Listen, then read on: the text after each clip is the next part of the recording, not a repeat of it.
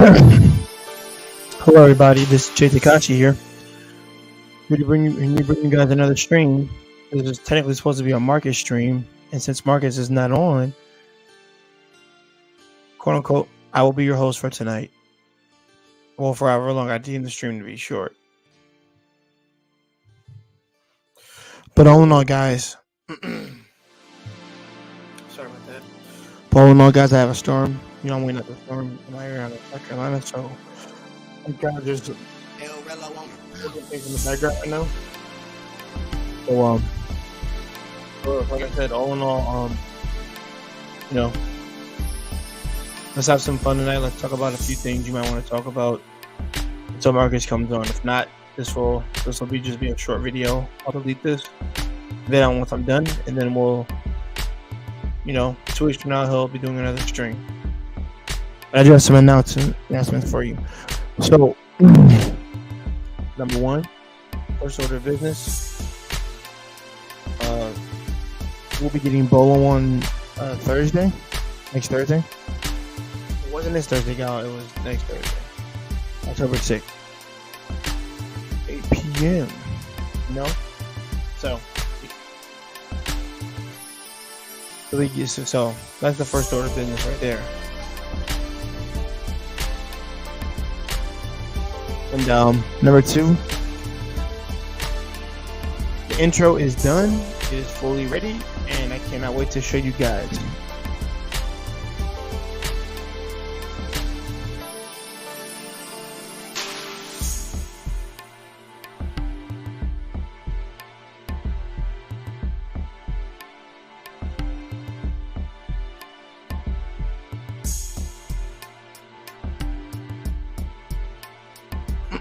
Sorry about that, y'all.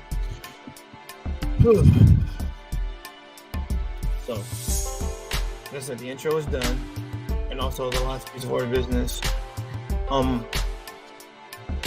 won't, most likely till the storm has hit and passed this area. I'll probably won't do a stream until then. So Friday and Saturday is definitely a no. Sucks, but I gotta do that.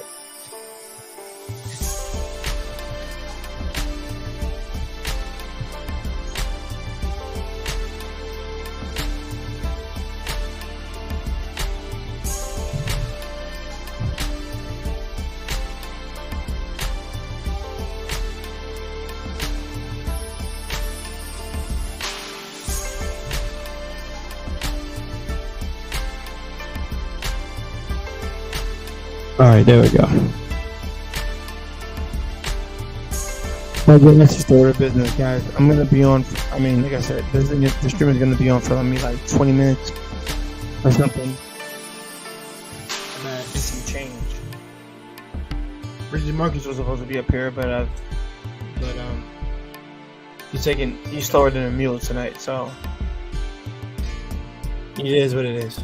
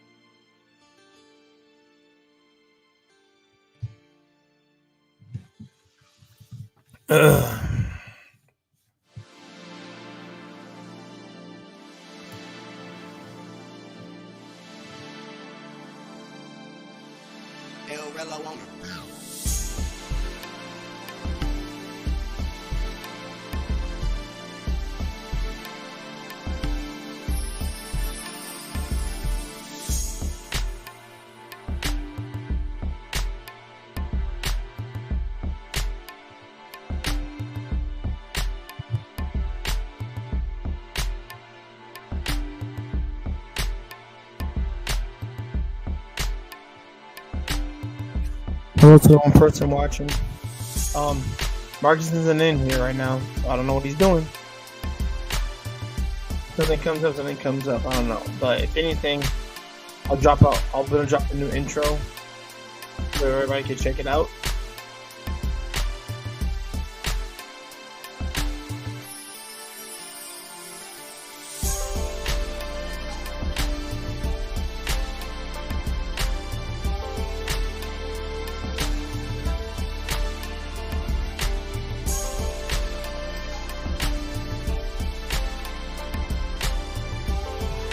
If you guys have any questions or anything, I'm willing to answer until Marcus gets here. Like I said, so feel free to ask away. Like I said, I can't be alone, y'all. I gotta church things and get things done.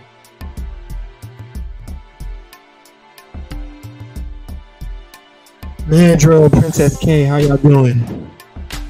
Okay, since we actually have an audience here right now, guys, I actually will drop the new intro for you guys now, and I want you all to know what you think. Marcus was supposed to host it, but hey, he's not here. He's being a badger more right now, so it is what it is. And also, Princess K and Mandro, if you ever come on up, I would love to have you guys on. Deadass, I would really like to. I haven't spoken to you in a while, especially you, Princess K. I need to speak to you.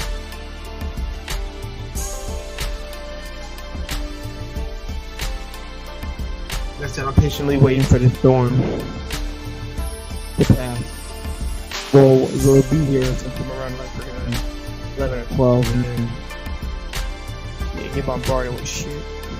But I'm just doing the streamer. I guess I'm going to giving you guys a stream tonight.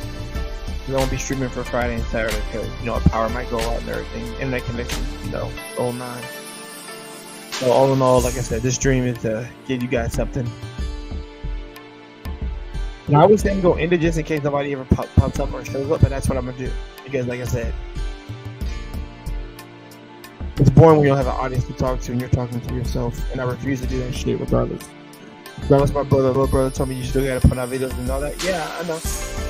But here's the thing: I don't talk to invisible people. So this is how I roll. All in all, guys. Here we go. We're about to Princess K? Okay. Before I do the intro, I'm gonna let Princess K up. Remake K. Princess K, how are you doing, sister? I'm good, how are you? I'm doing alright. Let me turn down the music for you.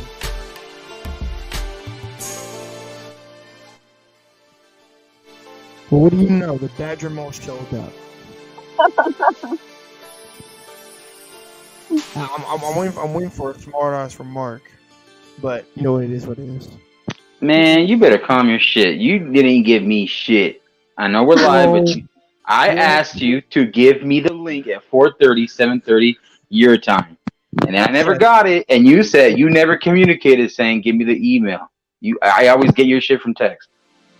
Yes, I always get it from text, but I gave you email because you said it's better to email you. You said do both, right, but you said I prefer you email me. See, Marcus, I paid. No.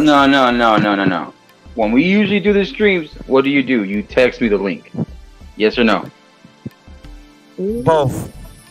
No. You don't. No, don't give me that bullshit. 99% of the time, you give me the text. You don't give me the email. Don't give me that shit. 90%. No, I do both. That is the truth. Cap. No, hold on. He's going Princess K. He's lying in front of you, Princess. Don't fall for this shit. Fight the patriarchy. Fight the patriarchy, Princess. Oh God. See, Marcus supposed to be a military man. Come on, bro. You got more. Fight the patriarchy now. Matriarchy all the way. What? Oh, okay. No, man, I'm sorry. He's on his Thai shit right now. I don't know why, but see, he just woke me up. Misandry. What the? How the fuck is that misandry? Because you're hating and you're causing trauma and you're causing angst on another man. How dare you, misandry? What? this is so crazy right now. Like, yo, I love. I'm gonna start a movement just like the feminists did. I'm gonna say fuck Jay. You know what? You know what I realize? All you humans are just badger moles in a fucking barrel that love to dig. I think you should dig and find the mole people. They seem right up your alley. But all in all, no, my bad, whatever. But I knew, even though it was technically Jay's fault for taking this long, I will take my part of the accountability and say I'm sorry for coming late. If I knew that people were gonna be up on here this early, I would have came. I mean this early? You mean early for you and your time? Late over here. No, meaning when I run the panel, people don't come in till later. Yeah, I know. I'm helping. So I appreciate Princess K for pulling up through early. What's up, Princess? And you appreciate your partner's hard work. That's what you should do. Shut up. I was like, I have a belly dancing class to get to at like closer to 7:15, so I got to get off at 7. But I was like, let me come up and support the brothers up here. How are y'all? Oh, what's up? How you doing? Good. I'm good. All right. Since it's good to have you back on, since you love music and everything, I would love to introduce you to the new intro, Princess K, for this channel. All right, I just got done with it. It just took like fucking 5 years, personally, for me. But hey, I do a whole bunch of different stuff. It is what it is. I like Badger Mole, the Christmas present over here. I do a lot of stuff. And Marcus knows I love him. He listen. This is how we communicate when we're. I hate you. You don't hate anybody. Stop. Two brothers fighting. Exactly. It's two brothers fighting. Exactly, Princess K. It's we're not like. See, notice how Princess K is resting in her femininity and she's trying to bring down the tension with her femininity. I appreciate you, Princess K. Thank you. Here we go again. But she is though. But all seriousness though, Princess K, yeah, she sets the standard literally. And thanks to her, we're gonna bring this new intro in, guys. So I'm only gonna turn off the background music and I'm gonna let Princess K be the evaluator. All right, guys, and San, Ni, Ichi, Zero, let's go.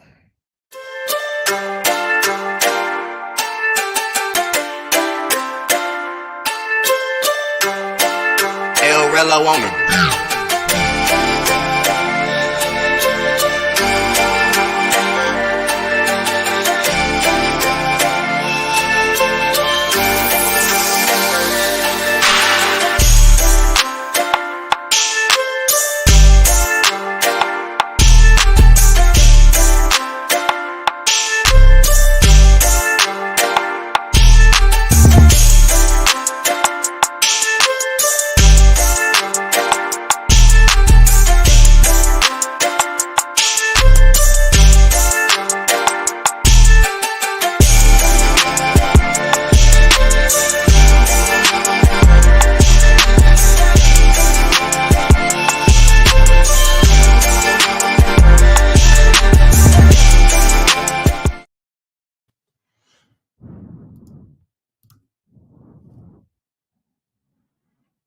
Princess K? What happened? She's in the back, I think. My bad. My phone just skipped me out. Somebody just called me and ruined everything. Okay. Whoever called her, like, I seriously want to kick It's her a ass. sneaky link. It has to be a sneaky link. Oh, it's my mom. It's my mom. She's Is that what we're calling now? We're calling. Is that the code word now? That's the code word. Okay. No, I'm literally, sorry. it's my mom. She's just dropping something off to me. K's mom, I really humbly apologize. I'm really sorry. It's fine. I just thought it was nobody. Sorry. It's fine. But what I did here, I did like. So you did that all yourself?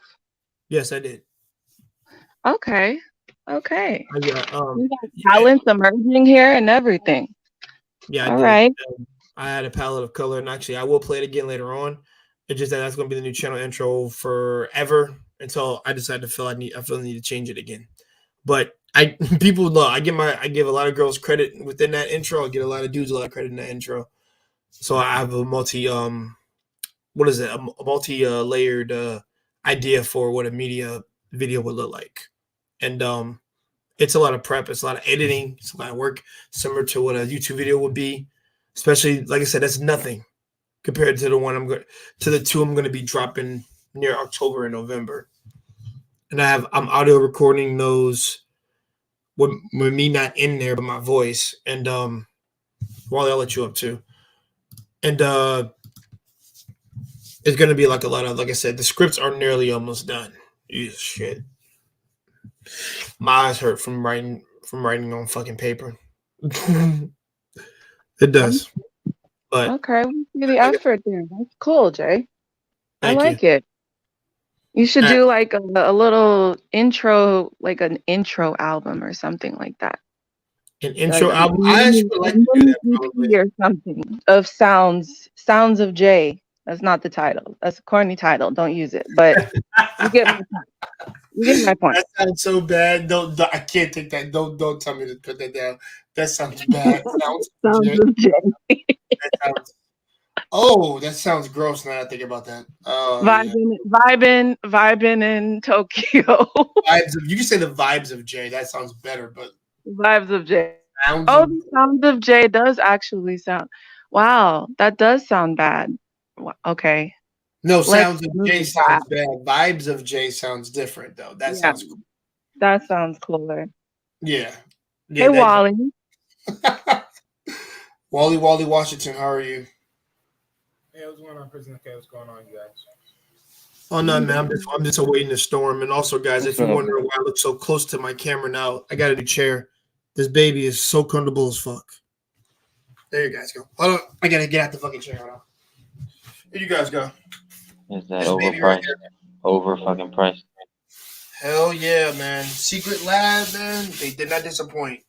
It took me an hour and some shit to finish it, but I got it done last night at midnight. But yeah. So comfortable chair. Well, new comfortable chair, new intro, and a Badger Moral brother that I love hassling.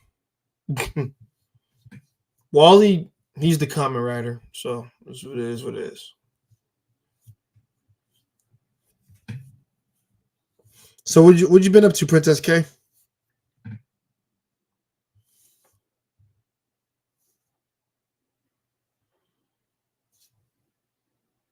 Hello? Are you guys like freaking muted? Yes, I'm muted. I'm actually. Wally, I know you are. And yeah. I love how all y'all are muted though. I love that. I really am talking to myself. Not really, but okay. No, I am. She probably had to drop off for a important reason because she said she had to do something. She might be back. Princess K is understandable. But Morgus will be in control of the stream. I'm just here to introduce the intro and actually just give you guys a lowdown on the news. Simple enough. Manager, where the hell did you go? Manager's over there at Grape Hill, I believe. Near where? Grape Hill? Yeah. The Grape Hill was on the stream. The notifications on the don't stream. pop up.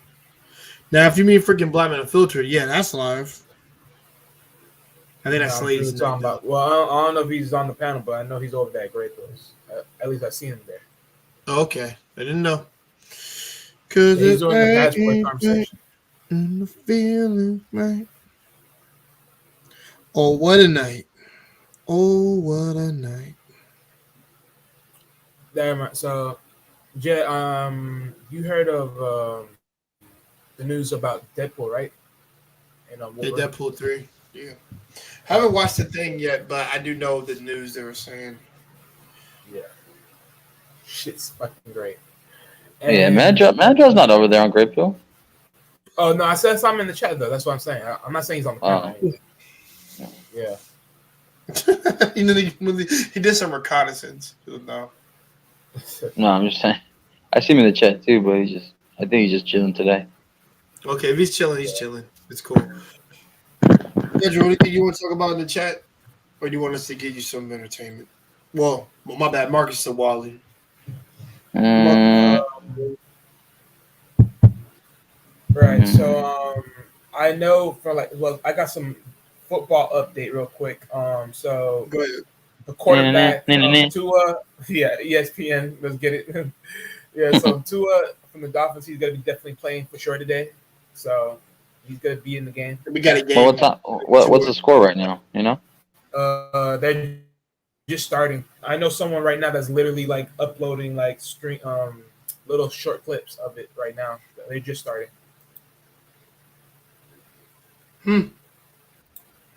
Okay. It's literally about to be halftime. It's like 2.5 minutes left. So 14. Oh yeah, I know. They probably must be. They probably just doing it from their phone because they're literally doing it from their phone. So if he's showing, so if they're just like halfway in, then it's like okay, I didn't know. But yeah, it's 14-6 right now. Okay, who's leading? I think the Dolphins. Okay. He said the Dolphins and the Yankees. Hold on. My bad. It's not the Dolphins. It's the Bengals. The Bengals are winning 14-6. All right, that's good too. Which one?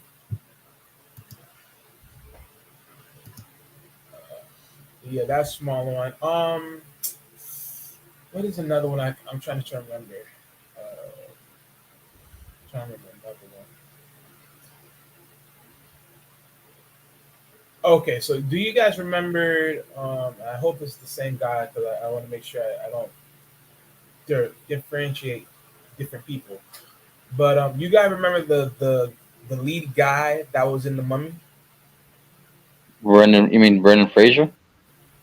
I believe so. So he is being seen as a potential guy to actually be in the Marvel's movie amongst playing Sentry.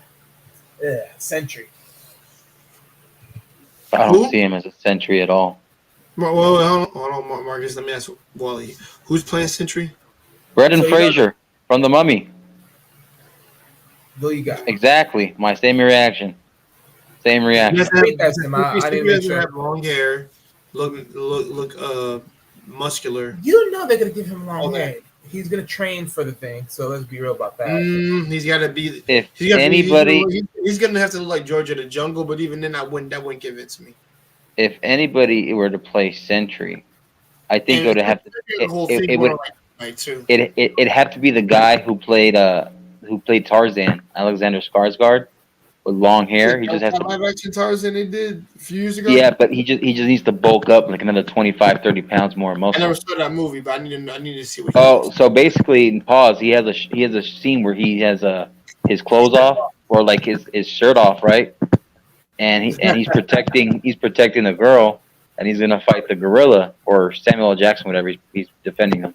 But he's shredded as shit. He's like cut as fuck. So all he needs to do is, because he has the physique, he has the height, but he needs to just put on like 30 pounds of muscle.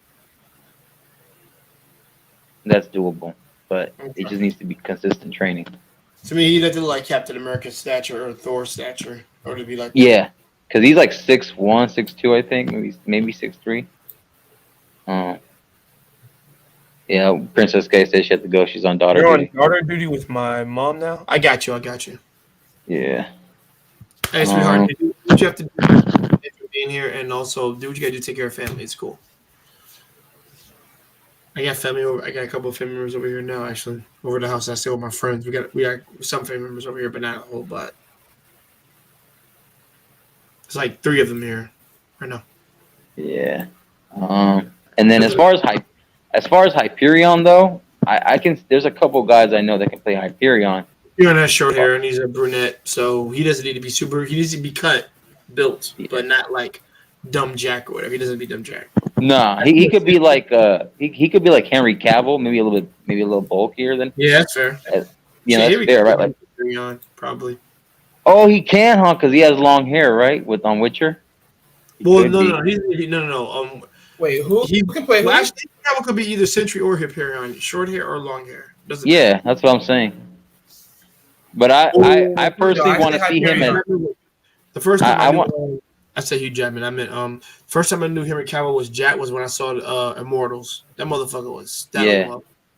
He was. I wanna supposedly that his role is to be Doctor Doom. That's the role that I heard he was gonna play. But he's gonna be in a suit of armor or the hood. What's up, Wally? Doctor Doom. Want him for do you want him for Doctor Well, Doom? I don't want him to. Okay, this is pause. I don't want that physique to be wasted as some robotic fucking arm. I don't. Well, I never heard him play. Actually, hearing about the Doctor Doom. Yeah, that's the first time I've ever heard some shit like that. As far as article wise, That's rumored until proven. Or my bad. Well, the only reason why I found out about it was because people that I knew that went with to Comic-Con in San Diego and in LA, when they went to the Hall H and they saw the panelists and they saw when they were up there, they announced them to be as part of the villains that are supposed to be in one of the MCU movies coming up. And he was casted to be Doctor Doom. However, they took down the video. I remember watching the video, but I think they took it down on YouTube, though. Interesting. Yeah. But either way, he should be good for any of those roles, though. I kind of am a little disappointed, though, in the way that the design for MODOK, because supposedly he's going to be coming out in Ant-Man 3. So I'm kind of like, when I saw how he's going to come out, I was like, looking like an ugly big ass head anyway. You know that. It don't matter. It don't matter. Remember the Avengers video game? Remember the Avengers video game? When the perfect way at how it showed him when he progressed along the way. Yeah, but they're not gonna do it. But you can't admit that. You can't show that to. First of all, you couldn't do that to a whole fucking 1 hour movie or 2 hour. That'd have to be it has to be like 2.5 hours. It doesn't have to. You can do it in 2.5, 2:45. And Mortal would have to be a big ass threat like he was in the game. Yeah. And the Avengers would have to be all the Earth Avengers for that shit to give that motherfucker a chance. To make him seem Thanos, you got to get all the street level. You can't get Captain Marvel. You can't get Thor. You can't get any of the niggas. You got to freaking just get the human in this shit. Yes. Who do you think is gonna be the villain in Deadpool? Captain America, like all them. And Daredevil too, by the way. Say that again. I was gonna ask both you guys, who do you think is gonna be the villain in Deadpool 3? I'm thinking it could be Mr. Sinister. I don't know. See, honestly, I don't. When it comes to the Deadpool, he's even in 2. I haven't really been too divulged. There's really no villain in 2, really. So, as far as the villain, that's a little skeptical. I mean, it don't matter. You're gonna get shitted on anyway. That's how all Deadpool's villains get taken. They get shitted on regardless. 2, I'll be honest. 2, I only cared about fucking Cable, and Cable was really, really good. Yeah, they got to bring Cable back just to give him more honors. Nah, he's good. He's fine. I like him. I'd like to see more of him, but hey, man, Josh Brolin. You're not really going to see too much of Cable. Josh Brolin's going to go down for having played Thanos and Cable, so he's good. He's good. He's good, and he can't worry about nothing. He's good. Don't know if they will bring Cable back, but it's whatever. Yeah, I'll say this again.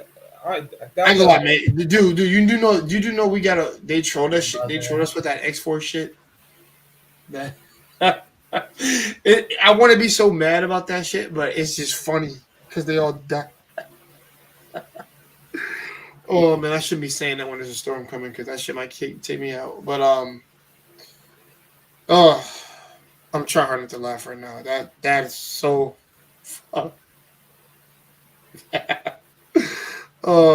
They got wastelanded, bro. That was just.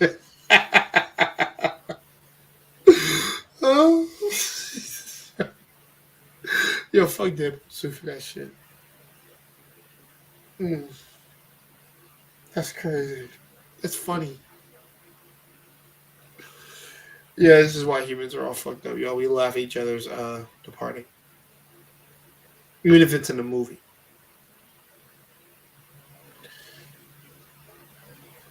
Marcus, any other announcements you want to name?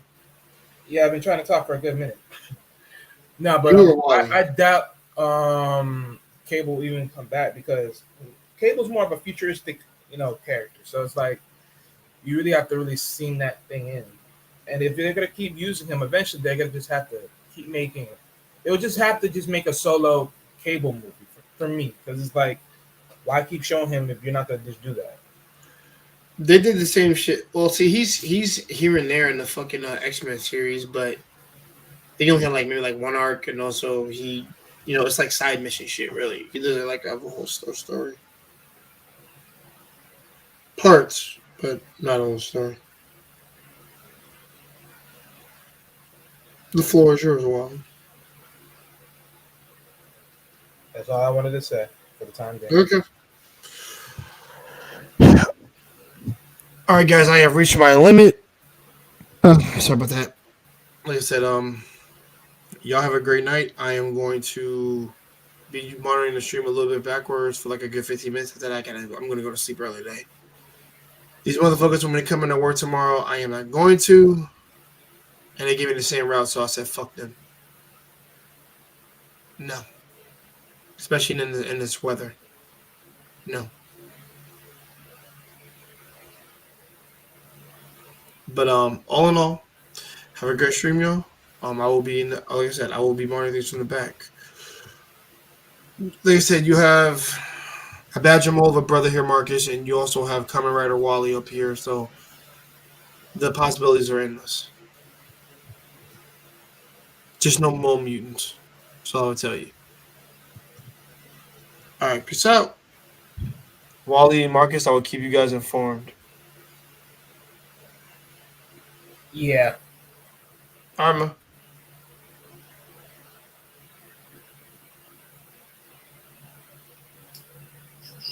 So I'm going to do something real quick because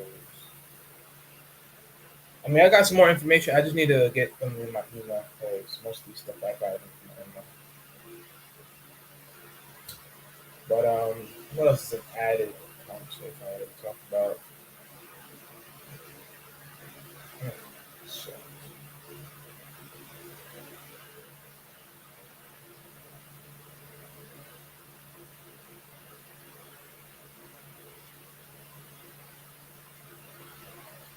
right. That also reminds me, just a little update on the storm or the hurricane, I guess.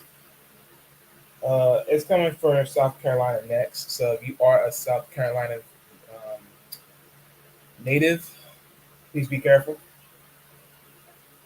Give it a heads up. Are you updating people on what happened in Florida hurricane? Well, for Florida, big damage. Is that what you were talking about though? No. I wasn't talking about Florida. I was really talking about just the South Carolina, because the storm's coming their way. Oh, okay. Yeah. But if we want, because I seen what was happening in Florida. Because I was gonna ask, are y'all good over there where you're at? Yeah, on my end we're good because we wasn't hit. It was more on the other side. It was Tampa and Is it Fort Myers? Is that what it was called? Fort Myers? Yeah, Tampa, Fort Myers, Naples, around there. Yeah, they were the ones hit, and then it came across going up. So that area is, I believe, Orlando and somewhere else, and then it's probably crossing to the other side. So anybody else from the other side from that point on, and then that is working its way up the coast. Yeah. Shoot. It's a lot of shit, though. But, yeah, the damage was ridiculous, though. The damage was ridiculous out there. I could imagine. Yeah. So based upon that damage, they said it was probably the most dangerous one to date, which is crazy. Because at the time, it was neither called, a Cat 2 or Cat 3. But I guess by the time it hit the land or something, maybe it reached even higher than that. So I don't know. It was crazy. Too much stuff going on.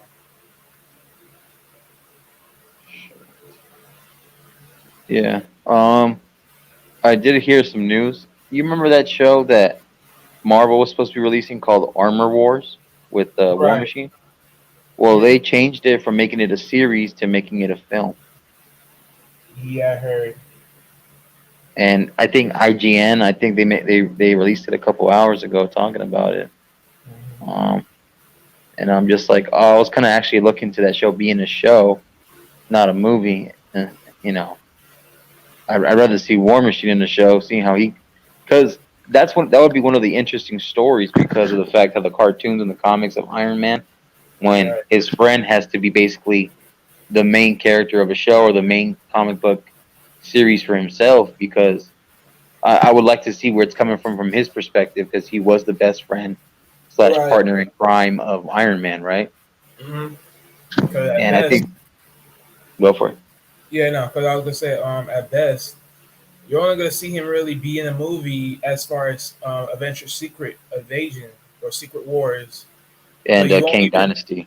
You're right, and then I believe, well, yeah, but I think in Kane Dynasty he puts on the suit though, right? If I'm not mistaken. Say it again. No, I said, but in Kane Dynasty, I believe he probably is around there putting on the suit one way or the other, or neither. He's just another regular on a. Yeah, I don't know for sure. I need to make sure. Yeah, because like there was like another show where he popped up where he was going to be a part of. I don't know if it's Ant-Man 3 or if it's because I remember him coming out, or is it Captain America? Is it Captain America the movie? I think it's one of those, like one of those 2 or 3. Supposedly he would be in it, and that's what kind of was like, oh, that interests me. Oh, also Secret Invasion. He's in Secret Invasion. Right, yeah, I just mentioned that earlier. My bad. Yeah, you good. Yeah. So since you mentioned Secret Invasion, yeah, like so again, the thing about Secret Invasion, it makes sense to make it into a show instead of a movie, because I think the build up would be cool, unless it would be like a 2.5, 3 hour movie, you know. Right. Because Secret Invasion is one of those big popular comic storylines of Marvel, you know. Mm-hmm. And I like how like the Skrulls experiment on them and take the captive, the heroes and villains and anti-heroes and anti-villains, and put them into their ship and their base up in space, and then like they basically get their specimen of their blood or whatever, make like cross hybrids between their own Skrulls and get the powers of the heroes and villains and put them into the Skrulls, and then they're able to somehow like fight with like, you know, Hulk and Thor and Wolverine and Spider-Man and a whole bunch of these ones. So, you know, if I were to make my prediction, I would have think maybe the girl from Game of Thrones would be the queen. You know, that was in the trailer. Oh, right, yeah. Because the chick, the Queen of Dragons, whatever from Game of Thrones, is she's in the trailer for that one. And I seen War Machine there. So the only reason why I was bringing up the whole War Machine thing is because seeing where he picked up after losing Tony, because it wasn't just Pepper, it wasn't just the Avengers, it wasn't just the world. Tony and Rhodey and Tony had been since the first Iron Man movie. You know, I knew it was a different actor back then, but the character was still there. And then in Iron Man 2, you know, I knew these guys were going to be close to shit. And then what happened with in Iron Man 3, in Avengers 2, Civil War, and in Avengers Endgame, and then because if you noticed, if you noticed, I didn't. It was Endgame, right? Because it was Endgame when Tony comes back, when Captain Marvel finds their ship in space, Mm-hmm. and then I think that's when they finally get reunited, him, Rhodey, and stuff like that, after the Accords and after what happened with Civil War and Infinity War, and Right. you know, so I think all that would have been great to make it into a show, seeing how we kind of like how Falcon and Winter Soldier, right? Falcon and Winter Soldier, they had that that constant reminder of it's kind of like PTSD, but also it wasn't just PTSD with Winter Soldier. It was more of kind of like those like steps into making sure, hey, I'm taking accountability, but I'm also making sure what's the word? It's kind of like healing, kind of like coming to terms with what he did and basically facing the people that he hurt along the way or did wrong, or victims of the Right. families, right? Mhm. And I remember towards the end of the show, he finally talks to the nice Asian man and says, "Hey, it's my fault that your son isn't here, you know, and I'm the one that did it." And he had a list. I think I could kind of see in a certain retrospect, not exactly what he went through, but similar in a way of him healing, aka Rhodey, and because Rhodey had to go through the whole like basically I was paralyzed, I couldn't walk. It took Tony to create something for me to help me walk. Um, and then I had a suit, the upgrade. I had um,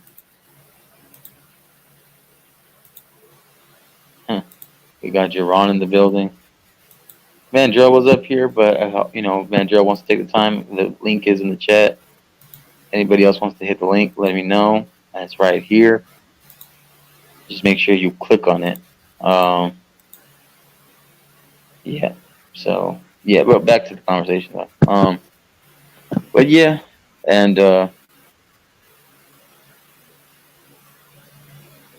just real quick to update the score. It's 14-12. Bengals are still up by 2. I guess they must have gone for a 2-point conversion. The Dolphins just scored a touchdown before the half, but they obviously didn't capitalize on the 2-point conversion, and they missed a field goal earlier too. Right. What's up, Jerron? What's happening, fellas? What's up, man? How you been? I'm good. How about y'all? Good, bro. I haven't seen you up here in a minute. I seen you in the chat every now and then, but I haven't seen you up here. Yeah, I've been busy. You know how it is. I seen you on Primals over there. You showed support over there, Primals panel. Yeah. That's good, bro. So what you been up to? Well, this and that, like, I was doing other things, Mm-hmm. Like. So what are we talking about here? No, we talking about random topic, but so far we've been talking about Marvel as far as just upcoming film work. Oh, I will love to talk about that, and I'm glad y'all brought this up. Well, y'all meant. I just heard y'all was talking about Secret Invasion, but yeah, like about that, I knew like we're gonna see the Skrulls. Because we never get the Skrulls that often, but except for Captain Marvel, which I never seen, like I have no intention of seeing that. But the Skrulls been around in the comics for years, and then the leader of the Skrulls, like, here's what you guys didn't know about the Skrulls, because what the Skrulls, like the leader had absorbed every single powers from the Fantastic Four. I know about that. Yeah, there was one of those Skrulls that literally absorbed their powers and used them in combination. Yeah, that was insane. Right. Yeah, it was. And not only that, we're getting Secret Invasion, we're almost getting Armor Wars with Don Cheadle as the lead. Yeah, by the time they use him eventually, because one of the big things like amongst him that I sort of just hate, like when they operate things, is like they don't tend to like use a lot of guys. It's like with his characters, like you gave him a suit, he's a man of the army. You try and tell me he doesn't use this any more than anything else. Like he's not out there, roaming around different locations. It's like, so it's a little bit funny, but it's, you can't have everything, right? Yeah, but what it says Armor Wars, that means it's like gonna be like a award show, like a war show, like going to war.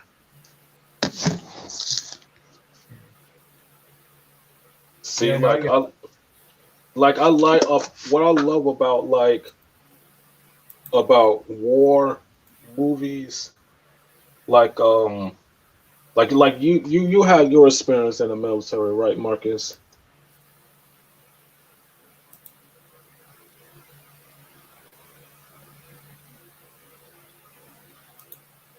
Marcus. Yeah, Mark is gonna be doing something. My bad, bro. My bad. Oh, I cut out. What was that, Jerome? Like we was talking about armor wars and what I said, like what I love about like armor, like I mean about war movies, like it's like gonna be like a war show, like going to war. And I was asking like you had your experience in the military. That's why I'm asking you. Oh yeah, well, at the Armor Wars show is supposed to be basically about War Machine, and I guess Uh-huh. his time as War Machine, especially after what happened on Endgame, coming back from the blip, his perspective, losing Tony. But my perspective overall in war, um, is your question is my experience in it? Is that what you're asking? No, I mean I'm not talking about the war. I'm talking about your experience in the military. Like Oh yeah. Oh, okay. Well, I think my experience in the military was I think it was overall pretty dope. I had there were times where it was good, there was times where it sucked, but that's part of being joining something like that because you have to embrace the suck sometimes. I got to meet people from different parts of the world, got to travel, got to be trained in certain areas, be better at certain things. I was if anybody has watched the movie Fury, that was basically my first job in the military. And then I lat moved and I became Force Recon, which is a certain level of special forces for the Marine Corps. I was in it for almost 7 years. Um, I was trying to decide whether to do it for 20. At first, I was like, "Yeah, let me try to make 20." But then I'm just like, "Nah, there's better things to do outside of the military where you can get paid more, experience more, and not be so constricted." All due respect to the military and the government contracting, Uncle Sam and all that, and but yeah, like I got to be trained with some of the most badass people in the world, elite fighting force.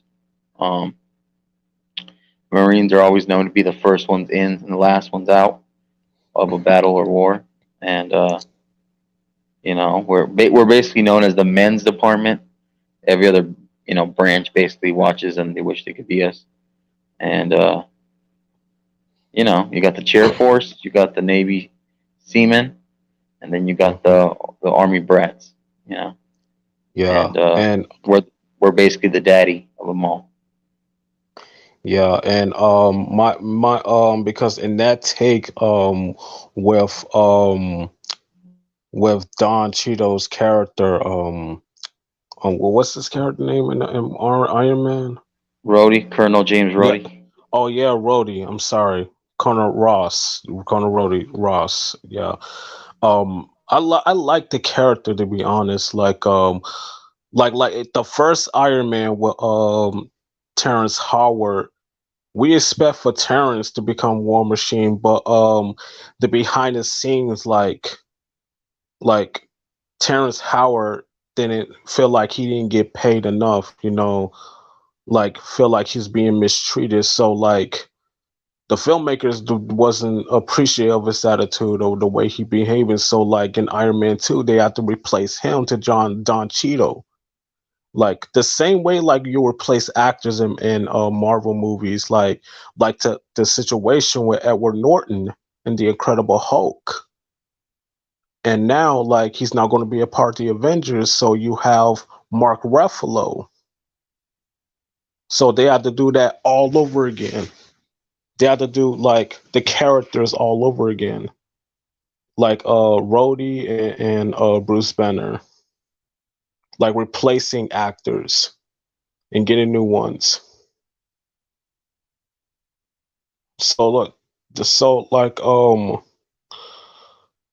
now speaking now we done with that part. So Armor Wars, like I feel like I my taste of like war movies, like I saw the Infinity War, I saw Endgame. Okay, I saw the first Avengers. It was like Invasion. And the second one with Age of Ultron is like chaos. You have Civil War, Captain America Civil War. It's like Civil War, but not actual war, but Civil War. Like choose a team. Infinity War is a war. And the same with Endgame. But now in the future, we're going to have Avengers Secret Wars. I thought they're done with the Avengers.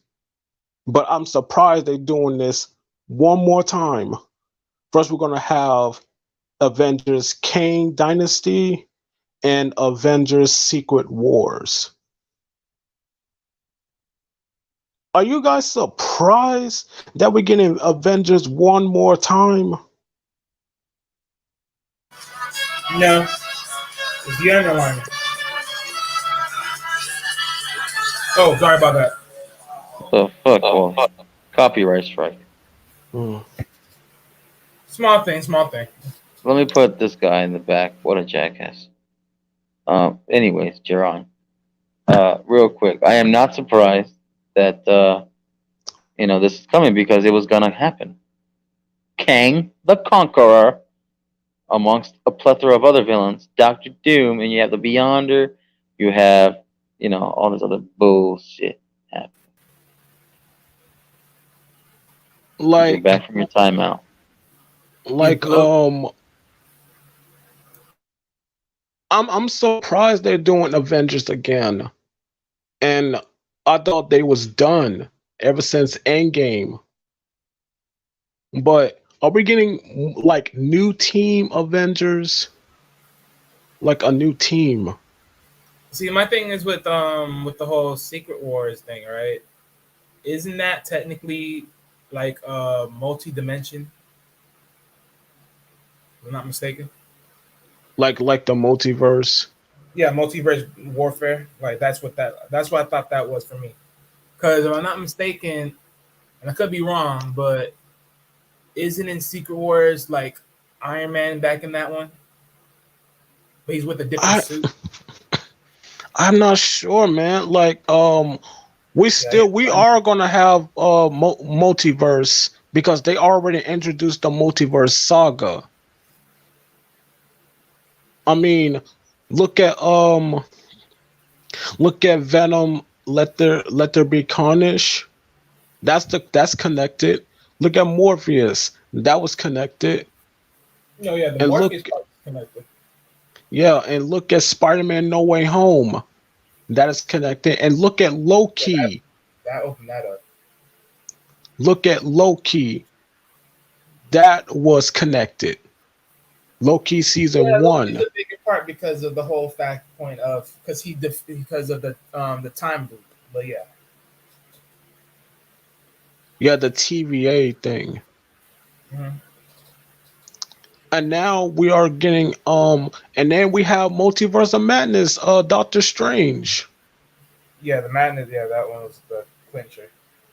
That right there is connecting. Oh, and let's not forget WandaVision. Those are the connections of the multiverse that travel to different type of universe. Right, there's small increments of each. So yeah, but it's a big play in there. So yeah, it's a lot of it. Because we all know it's going to be coming down to a whole bracket still of different alternate dimensions. Because as we already know, right?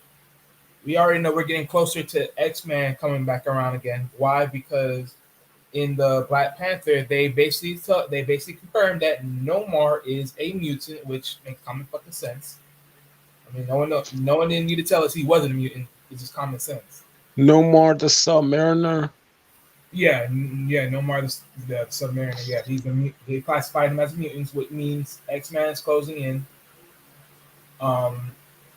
And of course, we already seen bits and pieces of X-Men because of the Multiverse of Madness. So we already know like that's slowly coming into play. But what else can I really add on to this?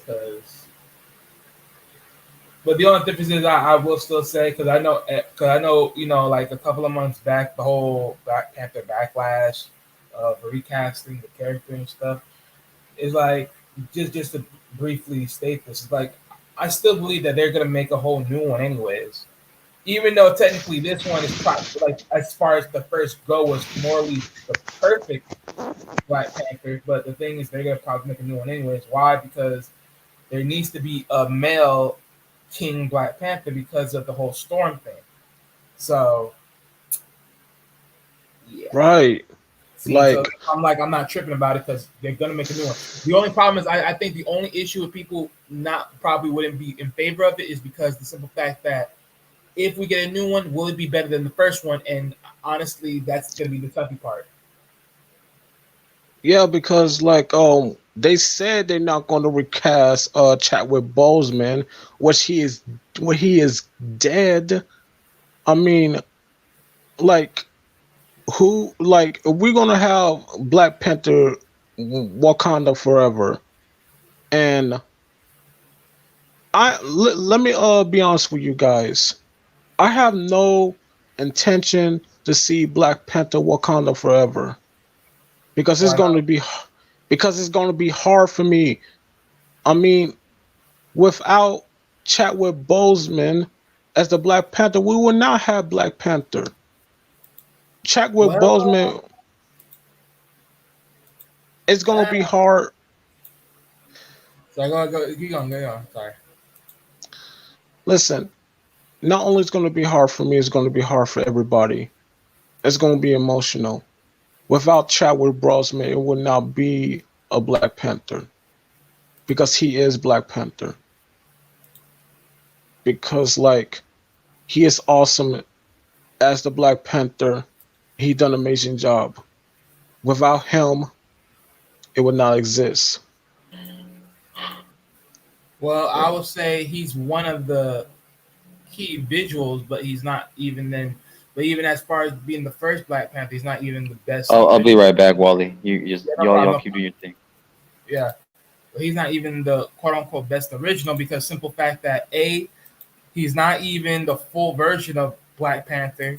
B, the sister, which is now also the one taking the mantle of Black Panther, which is in the comic books, is now getting his full cameo that he should have been able to got the first time around. And so it's just a divergence of it all. But I mean, I'm not too ultimately tuned in for the disappointment of it. Is like, you're gonna put a melon, you would have put a melon. If you didn't want to put the melon, it is what it is. Because at the end of the day, if they put a melon, we already know that would switch up the storyline as far as saying, hey, we would have to, because now you have to ask yourself two things. The new male that they approach, would it be then a person that is inclined? Because my thing is this: if they were to make a new male the Black Panther, the question is, which Black Panther do we get out of that person? Because now you're asking for more than just a basic formality of a Black Panther than we had before.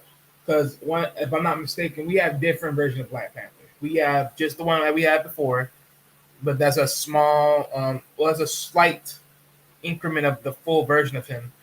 Then we have the one that's not too trustworthy as far as amongst other people, amongst the clan. So that's another one. So it's just certain things you want to be pretty considerate about. But, one thing for another. But, I mean, Right. ultimately, for me, if it was me and knowing the comics, I would have definitely recast it for a guy because of the Storm play. It just makes perfect fucking sense. So the fact that they actually cut it off and in a lot of ways now stretch the timeline very quick because they now just choose to go with the sister, this is going to change a lot of story play in this. Because one thing's for sure is if they ever do X-Men, and hopefully they do it fucking correct this time, god damn it. That whole Storm story, that's gonna be heavy because you have to eventually do some type of future. Like they'll probably make it in a TV series, but you have to do some type of past futuristic moment where that came into play because that's a part of this whole thing.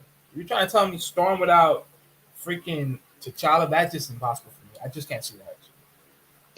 Yeah, like we're supposed to see Black Panther and Storm together, instead on the comic books, like it's like black love thing. So like yeah, like I said, like I have no intention to see Wakanda Forever or Black Panther. Like I'm looking forward to see something else from Marvel movies like Thunderbolt, like Thunderbolt, like villains from the past and non-villains. Like it's kind of like the Suicide Squad vibe. Yeah, it is the Suicide Squad vibe. Um, the only differences with that type of vibe though, it is they're just not with a freaking. They're not injected with a fucking bomb in their head. Which was Right. for the And yeah, like is like Thunderbolts is like you will have villains doing good things, and make them heroes. That's what I'm looking forward to. Oh, and don't forget about Wanda's aka Scarlet Witch Nemesis and WandaVision. hmm What's her name? uh yeah. See, I haven't watched the Scarlet Witch episodes. I haven't watched that since one. It's on freaking those the streaming services, so I haven't watched it. But I forgot her name. Yeah, she is one of the villains in WandaVision. She is a witch and she's gonna have her own show. Interesting. Yeah, if you believe me, you ask Marcus because I know he see WandaVision. Yeah, I believe him on either Jace and WandaVision on the other. Because that wicked witch, the villain from WandaVision, she's gonna have her own show, which is coming soon.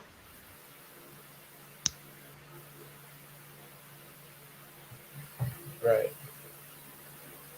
Eh, Um. Yeah. Go ahead.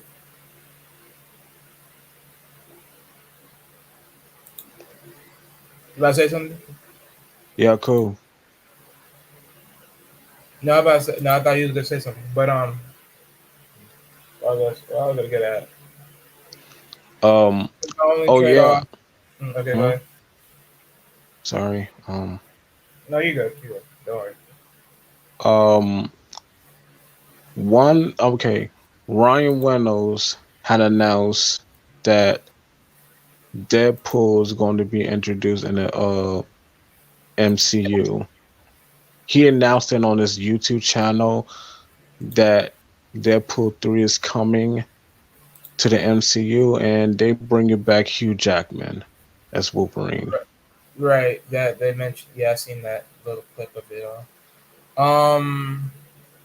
Yeah, I mean that's gonna be very interesting because like I said before, right? That slowly shows you that the X-Men thing is coming into play.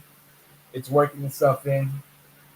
It's gonna be working itself in a little crazy because of the whole fact point of it's like it comes with a whole multitude of issues because once the whole thing comes into play, right? Once the mutants, everything else comes into play, and it is all worked in one universe, you have to ask yourself what and whom is coming back like originally. Like, are we gonna rehab a whole new like all these pieces that are being in play and slowly working into the full picture versus their own separate pictures? How much more of it is going to be worked into play? Because of course, most people that were put in the movies like Morbius, like I ain't gonna lie. Now that I think about it a little bit, because I know I push back on what people say about Morbius sucking. If up to me personally, I think Morbius could have been more of a TV series than anything else. And then as far as almost the streaming service, and then versus a movie, but regardless, he still played his role as far as a piece in the storyline as showing you know, scripted part that he's interlooping within the MCU overall, or at least the Spider Verse. Right. So yeah. Yeah, and I love Jared Leto as Morpheus. He's the coolest guy I've ever seen. A great actor. And he did pretty good, and so is the other actor who had played one of Morpheus' childhood friends. Right, right. So well, the moment I saw the trailer of Morpheus, like at the end of the trailer, like there's Vulture, this character that I see Spider-Man Homecoming. Like, is this fucking happening? Like, he's going to the MCU or just like this and that. But what I find out, multiverse happening. Right. It's the multiverse is doing this. Right. The interesting thing about the multiverse for me is like, because there's just so much different, worldly plays in this. As far as okay, so if we gone to play this strategically, it's like because I can see so many things that go off with this. Is like, for instance, like let's say like the whole Thanos snap was an interlude of, or neither, just even then when Iron Man did the Thanos snap, like right, like that was probably like, let's say that's the key moment that actually activated the multiverse, like one part of the whole key of the multiverse aligning, right? And of course, the next big piece was Doctor Strange, and then so on, right? Because it's constantly gonna, and then also the little girl that that was introduced in that movie, because they're gonna be like more of the interlooping pieces that ultimately opens the multiverse. Also Scarlet Witch as well, right? They open this whole new spasm spill, because of course, because let's be real, if we're bringing back X-Men, right, then you do know we have to bring back the Flash. I mean, not oh my God, Silver. I'm so Quicksilver. Yeah, Quicksilver. I'm off today. I'm so off today. Yeah. Tired as heck. I just woke up like I woke up before the show starts, so sue me. I'm off today. But yeah, Quicksilver. We have to bring him back.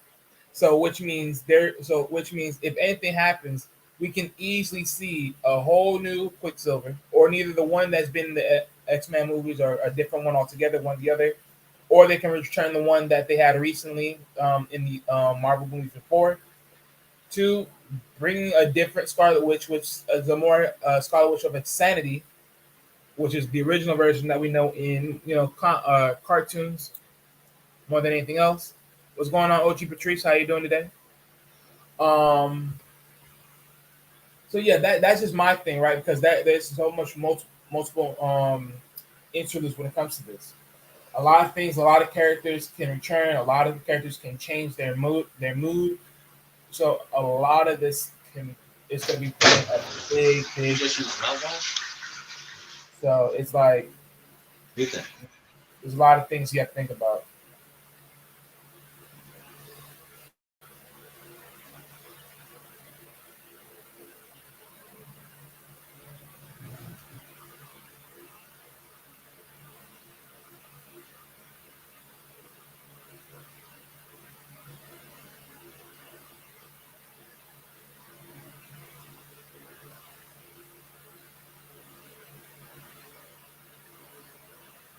All right, we're gonna wait for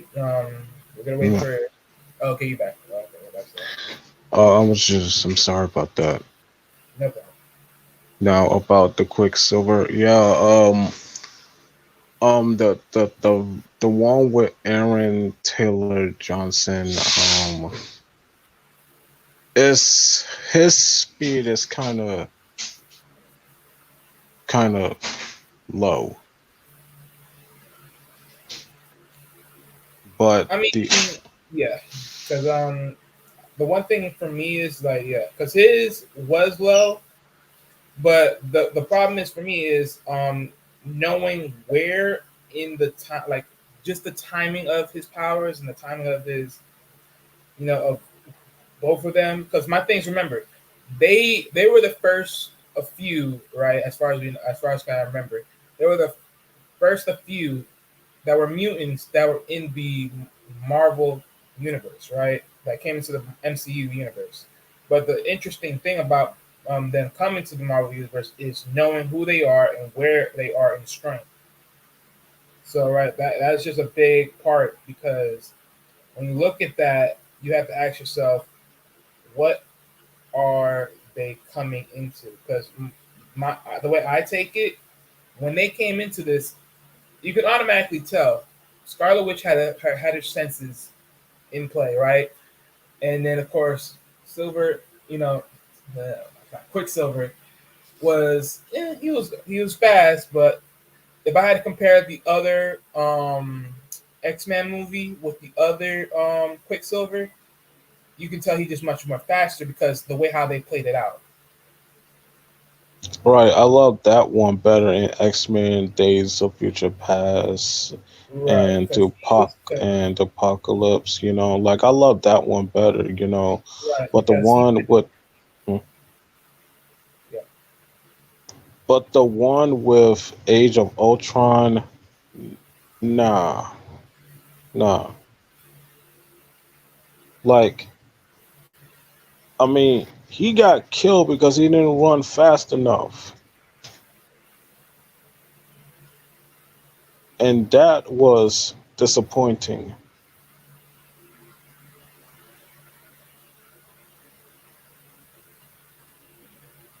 right. So that's why I'm saying like it. You have to be very mindful of like who they are, where, like what time they're different as far as the ones that we usually know. So when I look at Scarlet Witch, she was definitely different, right? Versus the one I'm pretty used to knowing beforehand, right? Because the one I know is literally psychotic, and she's literally raging with her powers. She can't be tamed too much. Yeah.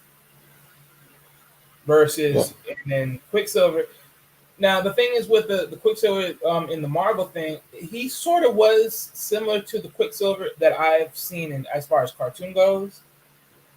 But if I had to be honest, though, the other Quicksilver in the other X-Men movie though was just a little bit more better, just because of the simple fact that you see him being able to slow down the whole freaking flow, which shows you his speed. Like his speed is not just he's just fast and he's moving fast, but he's actually slowing down the whole perimeters, showing how quick and fast he can disable any target that's coming his way or coming the team's way, and shutting that down for any for any attacks as far as bullets goes and anything else of that nature. So there's a whole lot, but because we all know when we saw Quicksilver in the movie, right? As far as for the MCU, he couldn't even detain those bullets. Now, granted, those bullets were alive, right? So let's be fair about that. And he technically chose to sacrifice himself for the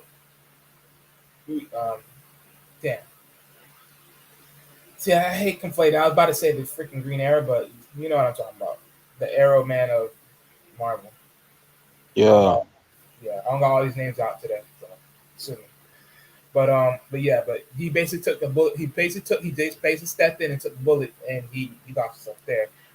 So that was just a lot overall that he just stepped in.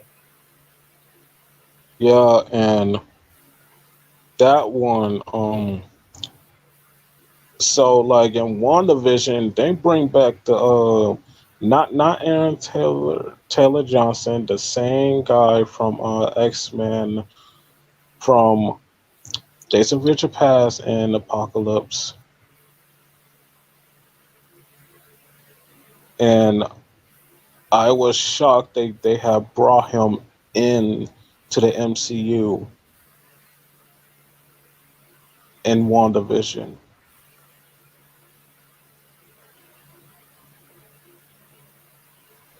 So now we have Aaron Taylor Johnson is going to be Craven the Hunter.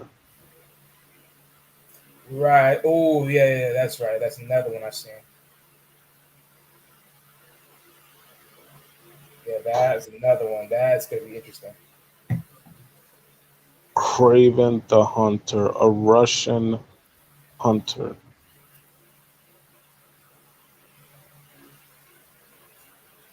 Wait, that's gonna be a movie or a TV series? A movie. Ah. It's gonna be a movie. So that's his solo movie, right? Like his origin movie. Yeah. Okay. Then that makes sense. The same way they did the Venom, Morpheus, and now Craven. Cool. Yeah, I'll definitely play into that.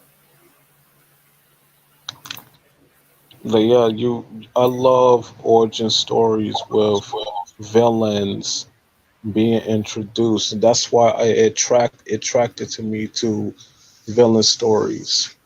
You know. Yep, that's pretty much. It was really.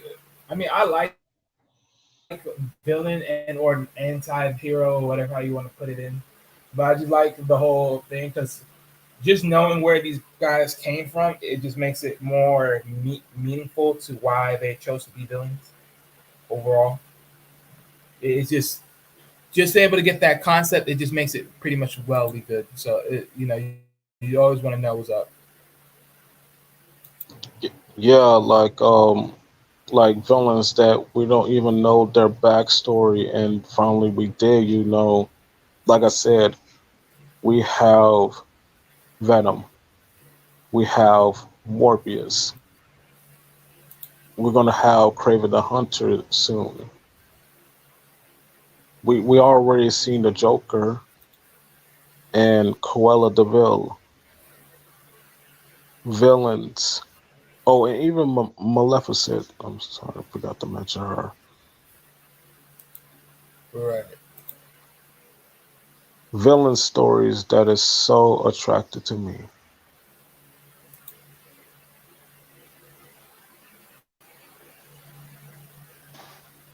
And I love that idea from the very beginning.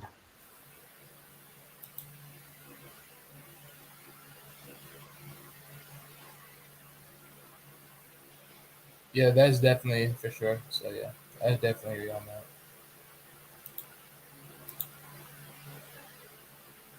Right. What's another one I can think of? There's just so much out there that's right now going on. So, I mean, we want to touch on DC for a little bit as far as Black Adams. So far, you just say BC? You mean DC? DC. Okay. Yeah. Yeah, because I'm just saying, like, just touch on Black Adams for a little bit, because so far they talking about the soapbox numbers. They're looking pretty down.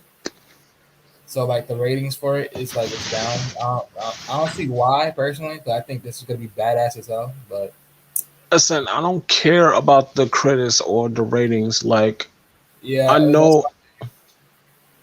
Yeah, all I care about is to seeing a movie about Black Adam, how he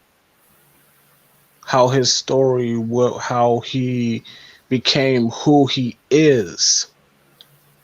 Because the last time I discussed about Black Adam, like I discussed it, why he's like this. His son sacrificed himself to save his father. He was a slave. And then Shazam gave him powers. And then he was doing terrible things, and then Shazam wasn't having it. He banished him. Why he banished him? Because he was trying to kill villains, because that's not how a hero acts. but he's only doing this for his family. He's no hero, and then you banish him, and then one of the guys bring him back to life. Shout out to OG Patrice. Yeah, I gave her a shout out earlier. You silence you. Just playing. Well, So, well. hey, real quick, I'm sorry to interrupt you, Jaron, but this is kind of serious. Hey, the reason why Tua Tagovailoa had to be subbed out because he got injured seriously, had to be hospitalized. They're checking to make sure he's okay. He's supposed to be responsive and good. Because he had like a sustained neck to back injury towards 5.5 minutes into the game. That's why Terry Bridgewater subbed in, came in, completed 7 of 8 passes in his first drive since or 6 of 7 for a touchdown. That's why the score got closer because of Terry Bridgewater. Yeah. So other than that, Wait, the Dolphins got Terry Bridgewater? The Dolphins have Terry Bridgewater as a backup. Oh, so they're good. good. They're good. So when Terry Bridgewater is a backup quarterback and he subs in or he has to start a few games here and there, they always do. He's great at that. He's usually great at that. Interesting. You see, Dolphins always know how to find a good backup quarterback, even though I still like the other one that they had before. But anyways, continue, Jerome. So yeah, we was talking about Black Adam, like how his story. Don't get me started. How pissed off I am. Dwayne The Rock Johnson better not fuck this up. Hey man, like he's not fucking up nothing. You shut your mouth, you with your Jergens in your mouth. No, that's you. You need to shut your mouth, Jergens. Oh, I explained to Wally, like, did you see WandaVision on Disney Plus? And I asked him what's the villain's name again in WandaVision, the one who's gonna have her own show. Oh, you're talking about Agatha Harkness? Yeah, Agatha. Oh. Yeah, Agatha. Well, to be honest, there was like 2 villains in there because for a moment, the reanimated body or the new body that the 2.0 body that they made for Vision, he was kind of like quote unquote a bad guy, but then also like Shield was kind of not a bad guy, but they weren't innocent either. They were kind of guilty in what they played in their hand, messing with Wanda and stuff, trying to make a false paradise for her, stuff like that. So yeah, Agatha. Like, to her, I was introduced while I was watching WandaVision, you know, like, if I heard that she's going to have her own show, it's like, okay, well, let's see, let's check this out, how it turns out, you know, like a witch, like Agatha the witch, you know, having her own show, what's it going to be like since after WandaVision? Like, we seen her backstory, and what's going to take place after WandaVision? We're going to see her like doing terrible things, or see her as an anti-hero. Like, I don't know. Right. Yeah, I'm looking up and down now. wait, can you repeat your last part of the question, Jerome? Because I didn't get that kind of cut out for me. Like, Agatha, the villain from WandaVision, like, she gonna have her own show on Disney Plus. Was it gonna take place after WandaVision? Yeah, it's supposed to be after. Yeah. And how this story is going to turn out. Like, what is next? Like, what we're going to see, what we're looking forward to.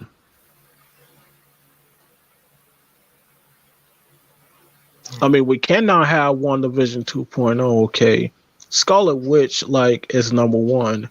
But Agatha, we don't know much about her. Yeah, so Agatha's storyline is that she serves certain people that are like more powerful than her. Like, one of them, I think, was Mephisto for a bit.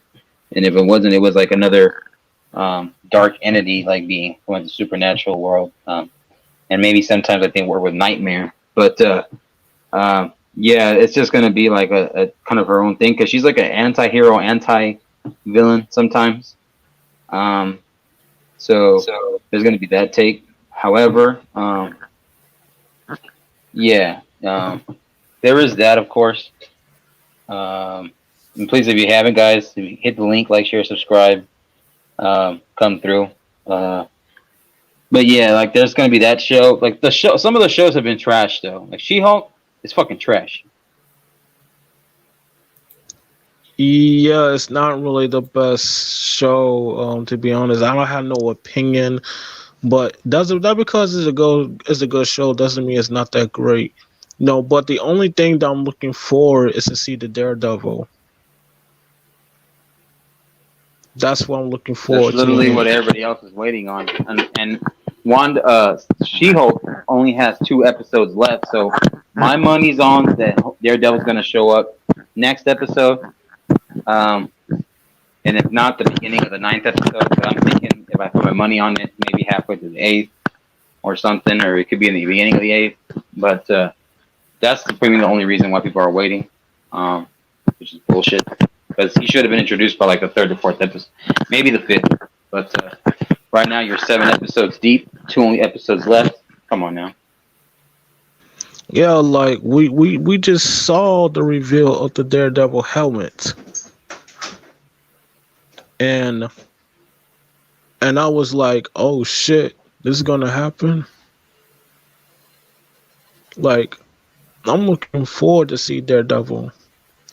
And like Charlie Cox, who plays Daredevil, he said it's not a 3rd season, it's a retelling of Daredevil. Daredevil Born Again.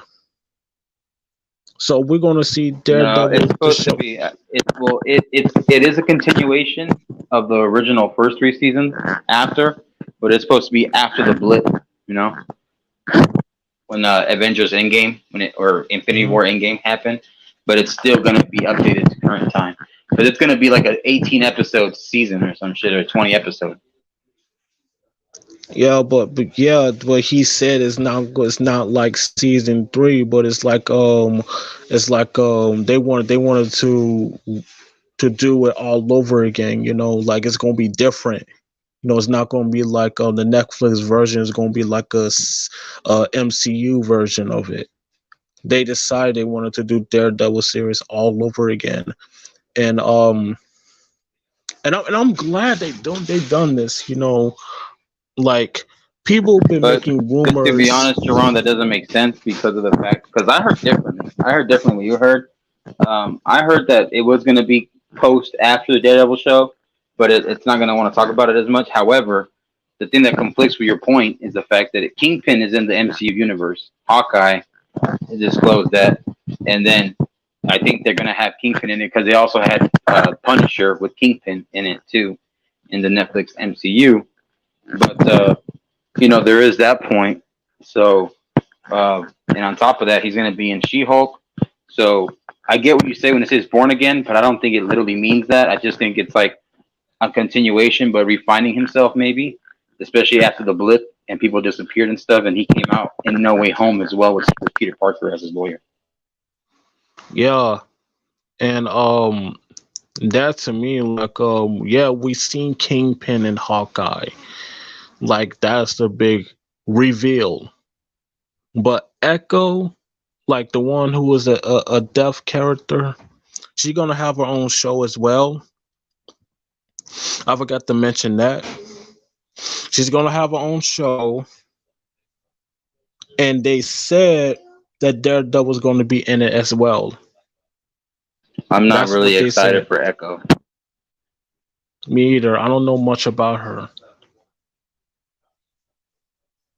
Like, I know we introduced Echo and Hawkeye, the deaf character, you know. Yeah, she was born deaf, like she can't hear anything, you know. So like yeah, like I hope they do Daredevil Born Again. I hope they make it differently. So And speaking of that, like I hope they brought Jessica Jones. I hope they brought back Luke Cage, and I don't know about Iron Fist, but like I hope they brought back the same actors, the same actor, the same actress from Jessica Jones, the same actor from Luke Cage. Just make heroes for hire. Make heroes for hire. Just do that one. And everybody else going to make rumors that Iron Fist this and Iron Fist that him and Shang-Chi go at it. Can you imagine that if Shang-Chi and Iron Fist go at it? That's gonna be pretty crazy. Like if they brought back Jessica Jones, Luke Cage, and Iron Fist, I am down with that. Bring back the same fucking actors from Netflix. Do it differently. Do Heroes from Hire. Even you do Luke Cage and Iron Fist show, see how the connection that those two have. And do the interracial relationship thing between Jessica and Luke and Iron Fist, Danny Rand and Misty Knight. They supposed to do that on Netflix, but it did not fucking happen. I don't like the connection between Iron Fist and Colleen Wing. Like in the comic books, Iron Fist and Misty had a thing. You know what I'm saying? Oh, they did? Yes. They had a thing. It's an interracial romance thing. You know, Misty Knight and Iron Fist were a couple. They're in love.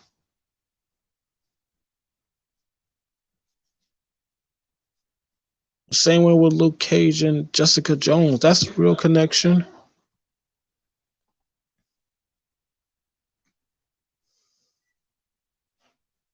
I hope they do Heroes for Hire.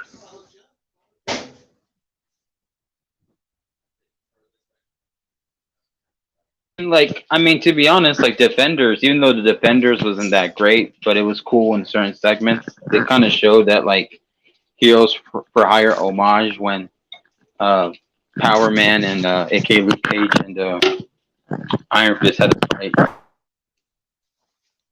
Mm-hmm.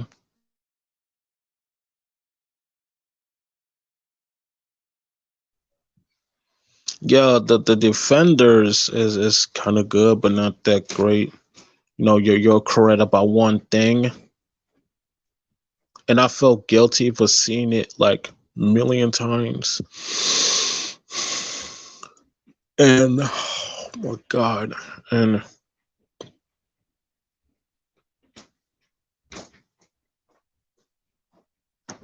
like, hey, what's up, Jenny Morena?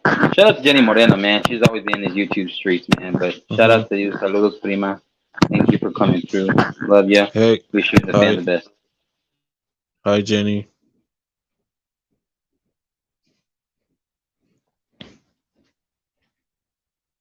So yeah, What's going on, Jenny? And another thing, like, and I hope like in Armor Wars, if they're gonna be like connected, like Iron Heart, a new character.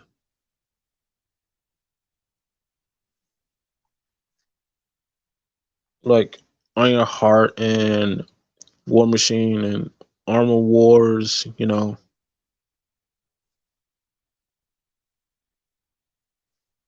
I hope they do that.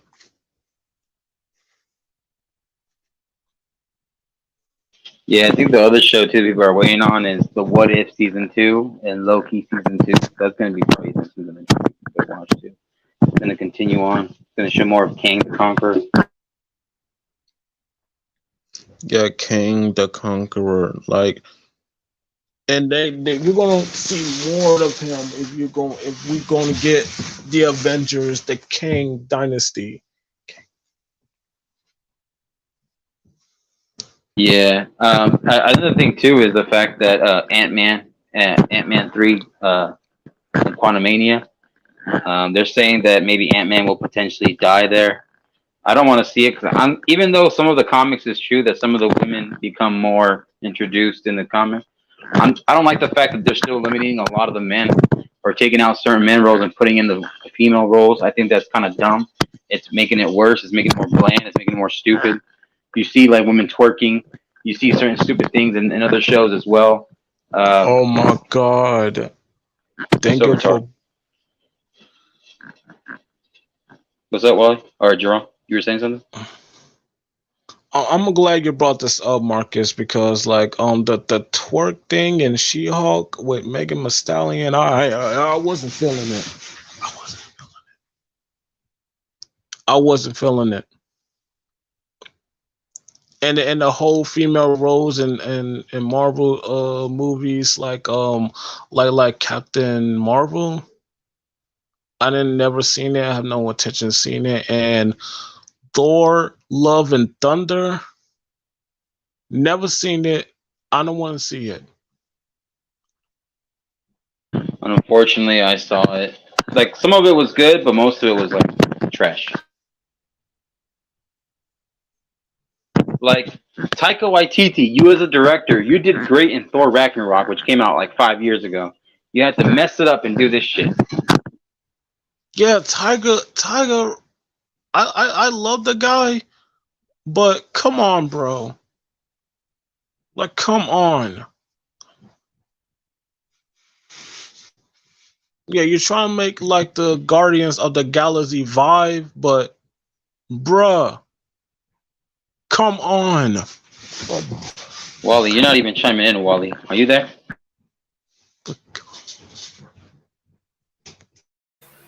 Sorry, my brother. I was doing something, motherfucker. Basically, he was being his meat to his Jurgen. You funny. No, that's you. That's your job. Okay. Keep the originals. Don't let three mix. Okay, to which one?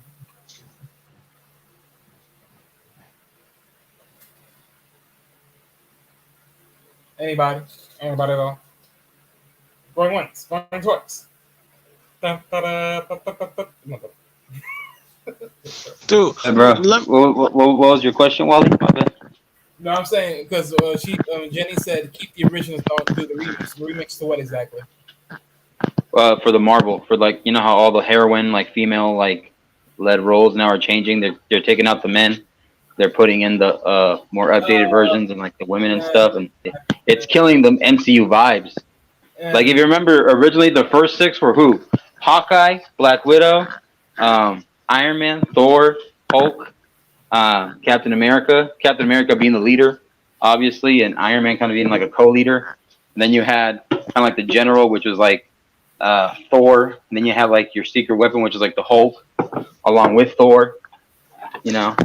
See, that's my thing, right? Because this is why I'm laughing at it. Because once again, this is why I said when the whole thing comes into play of the MCU, the thing is for me is when they start incorporating everybody else, as far as I guess the quote unquote MCU version, my thing is there has to be a loop in this whole thing. Like there has to be some type of loop, and of course the whole loop would be like a mixed bag universe that just compel into one universe, because I just don't see that whole thing going through. One, because let's be real about one thing, right? You got Captain America done, you got all these other people done, and all this. So we're trying to tell you, what you're telling me is we're not going to see we're not going to see Captain America / Scarlet Witch's son come ever in the MCU. We're not going to see that in the future. Captain America and Scarlet Witch do not have a son. Okay, well, what is that? Okay, well, that dude. Well, there was a young dude. I don't know, neither adopted. I don't give a rat's as what it is. There was Black Widow and Captain America had a son. That's what he said. Wait a minute, what the fuck? Say that again. Captain America and Black Widow. Black Widow. No, you said Scarlet Witch. Scarlet, you mean Scarlet Witch and excuse me. I'm living everywhere right now. I'm just not here right now. I'm thinking. You mean Scarlet Witch and Vision had a kid? No, I'm not. No, sorry, excuse me. No, I'm talking Well, about that physically can't happen. Black Widow. I'm sorry. I'm fucking up. No, you're good. It was Kid America or Kid America, whatever. Yeah, Kid America or something like that. Yeah, but they had his. They got the kid right. But my thing is this: if Captain America's gone, Black Widow, Black Widow somewhere else or wherever, and all that other extra thing. You're trying to tell me that kid doesn't come into play in the near future? Like, come on, there has to be a remake of it. There's gonna be like some vast remake of it. First of all, I want to take a shout out to Primal Studies. Shout out to Primal Studies. They have great content. If you haven't hit the link, like, share, subscribe to Primal Studies at Primal Studies on YouTube. Great content. And also, he has a tax write-off, so he's good. What's happening, Primal? Yeah, like I'm just like if everybody else is looking for the Fantastic Four thing, because I'm pissed off. Well, I'm pissed off because you cast John. His last name. What's his last name? Say that again. Repeat that. In Doctor Strange Multiverse of Madness, we have Reed Richards, the actor. Oh, okay, I know you're talking about. I don't know his name, but yeah, I know you're John Krasinski. John Krasinski. John Krasinski. Kra with the Kra. Yeah, with the Kra. John Krasinski. Krasinski, not Krasinski. What is this English class? God damn it! Oh my God, John Krasinski. I'm sorry, John Krasinski. I'm sorry. Thank you for teaching me how to pronounce his last name. Thank you, John Krasinski, who played Reed Richards, aka Mr. Fantastic, in Doctor Strange Multiverse of Madness. They said they're not going to bring him in the Fantastic Four into the MCU, which is fucking ridiculous. Why the fuck did y'all gonna do our homeboy like that? Because he can't sell tickets. You introduce him into Doctor Strange Multiverse of Madness. That everybody got excited to see him in the Fantastic Four. Why y'all gonna do him like that? Once again, it's because It's because he's white. That's why. Oh, that is just bullshit, sir. That is Nah, bro, it ain't had nothing to do with race. Okay, well, we all know that Mr. Fantastic is white, but come on now. Like, come on now. Why y'all just gonna do John Krasinski like that? Because we all want to see him as Mr. Fantastic. He was great in Mr. Fantastic. Get his own movie, right? Get his own movie, and that's the Fantastic Four. I don't think so. They don't even want to discredit him. It's just, see, this is my thing to the whole thing. If the movie freaking ends up sucking for whatever freaking reasons, it fucking ends up sucking. But the thing is like, who cares? They're freaking serving the purpose of the freaking whole thing. And this is why I say and say this whole skepticism of rinse and repeat thing is gonna freak up the whole timeline. You mean the timeline like it's just going to fuck it up, like fuck it up. Like, think about this, right? It's like the whole decision making of choosing quote unquote what I was gonna say. It's like the whole timeline switch of picking of Black Panther, right? You already know you're gonna F up by picking that damn timeline because one, you should have kept it a male, because let's be real here, Storm relationship. Hello, anybody at all? Thank you. So basically, Yeah, Black Panther and Storm have a kid. Exactly. So my thing is this: if you just hyper jump Black Panther by using her sister as the new Black Panther, you just basically just showed that there's a big freaking time gap that just shifted ultimately in the timeline. I mean, sure, Marvel as far as movies and then TV shows and then cartoons, crafts, whatever, is all different, and even the comic books. But then now, but Wally, you do know that Wakanda Forever's runtime is going to be 2 hours and 45 minutes. That's almost 3 hour long movie. Well, yeah, I know. So it's gonna explain T'Challa's death.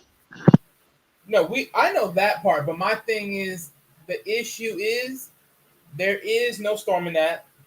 There is no inquiry amongst that. There's just nothing. It's just like it's a whole load of a quick snip and cut of it all. We haven't never gotten to the whole Black Panther and then Storm relationship. We haven't never. So that's all really scrapped. So this is why I'm saying that that's a big jump in between from his time frame to the sister being the Black Panther. So skeptic. But this is why I also said that they're going to remake it because they're going to have to. It makes no sense. Or they talk about some special incorporation of Storm, one or the other. Yeah, they want to talk about they're not going to recast. They're not going to recast Chadwick Boseman. Like, are you like if they for real? Like, why are you gonna use the sister of Coachella as a new Black Panther? Like, come on now. Well, there's nothing wrong with her being the Black Panther. That's not the issue. Because we all know she gets it eventually. The issue is the simple fact that it's just not the right time.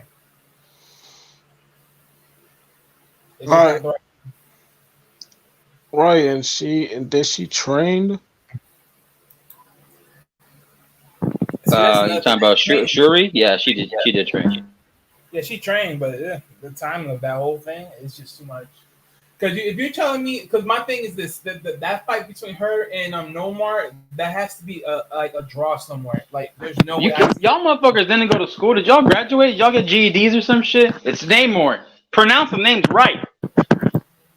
Nick, bro, I'm trying. I am trying to pronounce the goddamn name, bro. See, this is the shit that which I shall not put up with. I will make sure I will correct these ninjas.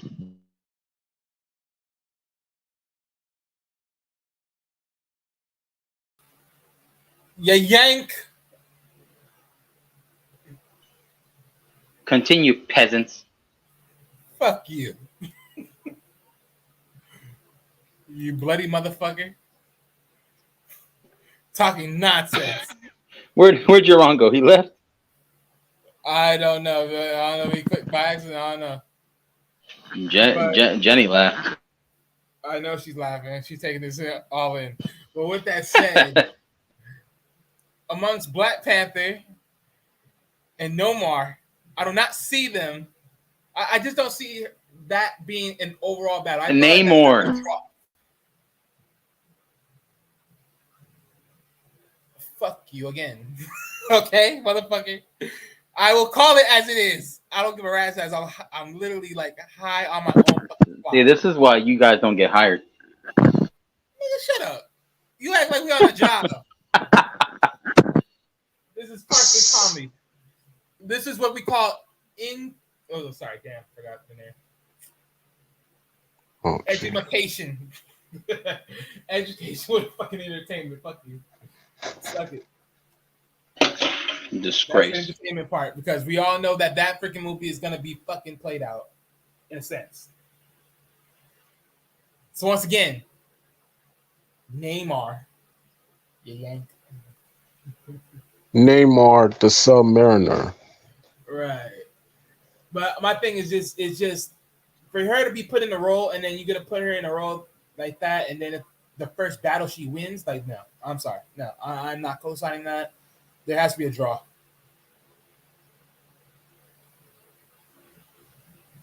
Now, granted, we can also say that, well, technically, since Jenny said, have any of you read Fire and Blood? What is that, Jenny? Yeah, please elaborate.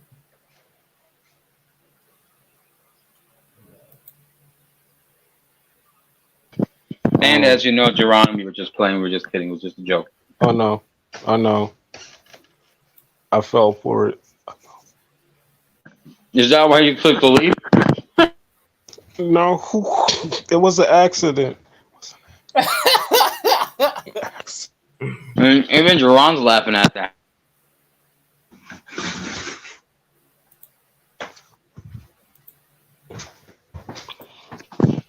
But you guys want to talk about anything else, like TV? Like, Geron, have you seen the trailer to The Last of Us? Journey to the Last of Us. No, the Last of Us, the show that's being made after the video game adaptation for PS4. Oh, I didn't see the trailer, and I had never played the video game of it. That's the sad part. Do you have a PS4 or a PS5? Yeah, I have a PS4, but except the PS5. Buy the game and play it, because it's like $15-$20 right now.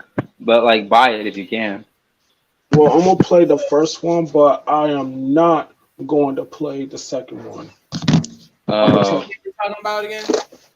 Okay, Jenny said to her earlier question about Fire and Blood, it's the prequel to Game of Thrones, the Targaryen prequel. See, Jenny, I haven't even seen the original Game of Thrones, let alone to the prequel. So maybe y'all want to answer her question. Sorry, I'm not. I haven't watched I'm not all the Game of Thrones yet, so I have to wait. I'm not a fan of Game of Thrones. I'm sorry. I love the epic nights of it, but I'm not a fan of it.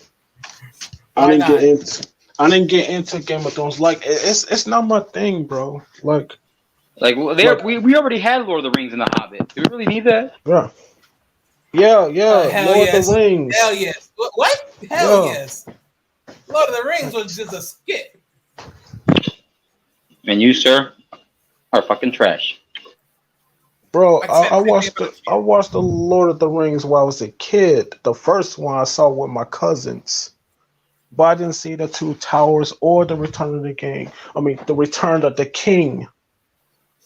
But the Hobbit thing, no, I haven't seen that yet. But I'm gonna plan to see the Lord of the Rings one more time, 3 trilogies, then I'm gonna see the Hobbit. But the Game of Thrones thing, I'm sorry, it's not my thing. Man, look, I see Game of Thrones much more better as far as Lord of the Rings. Lord of the Rings was just about some damn freaking ring, and it's almighty freaking magical. Excuse me, but that ring was powerful, sir. That ring will fuck you up. Didn't I not just say that it was powerful, mofo? Listen first, listen. Listen, you squire, you jester, you peasant. You yank. Okay. Just because you had so-called admin power and you can click me off doesn't mean shit. I'm still talking about talk. Exactly, Jenny. I'm telling you. It's, man, what? Jenny, do not co-sign with this bullshit asswipe. Man, I know you ain't talking. I know you ain't talking for someone that doesn't even watch Game of Thrones. I watched a good few episodes of Game of Thrones. Who wants to watch a bunch of white people in fake CGI wearing a bunch of pelts and buying some shining armor in the Middle Ages? I don't want to watch that. I've seen enough of that before. I don't want to watch more dragons. We already got it. Bullshit. I fucking love dragons. Listen, no. You like Dragon Tales. That's the difference. No, bro. Don't do that. I don't want to remember of my childhood. Oh, yeah, dude. Y'all just so wrong. Oh man, I can't do it with y'all. I'm sorry. But Game of Thrones for me, man, as far from what I've seen, it was just a whole load of yes for me. It was a whole load of yes.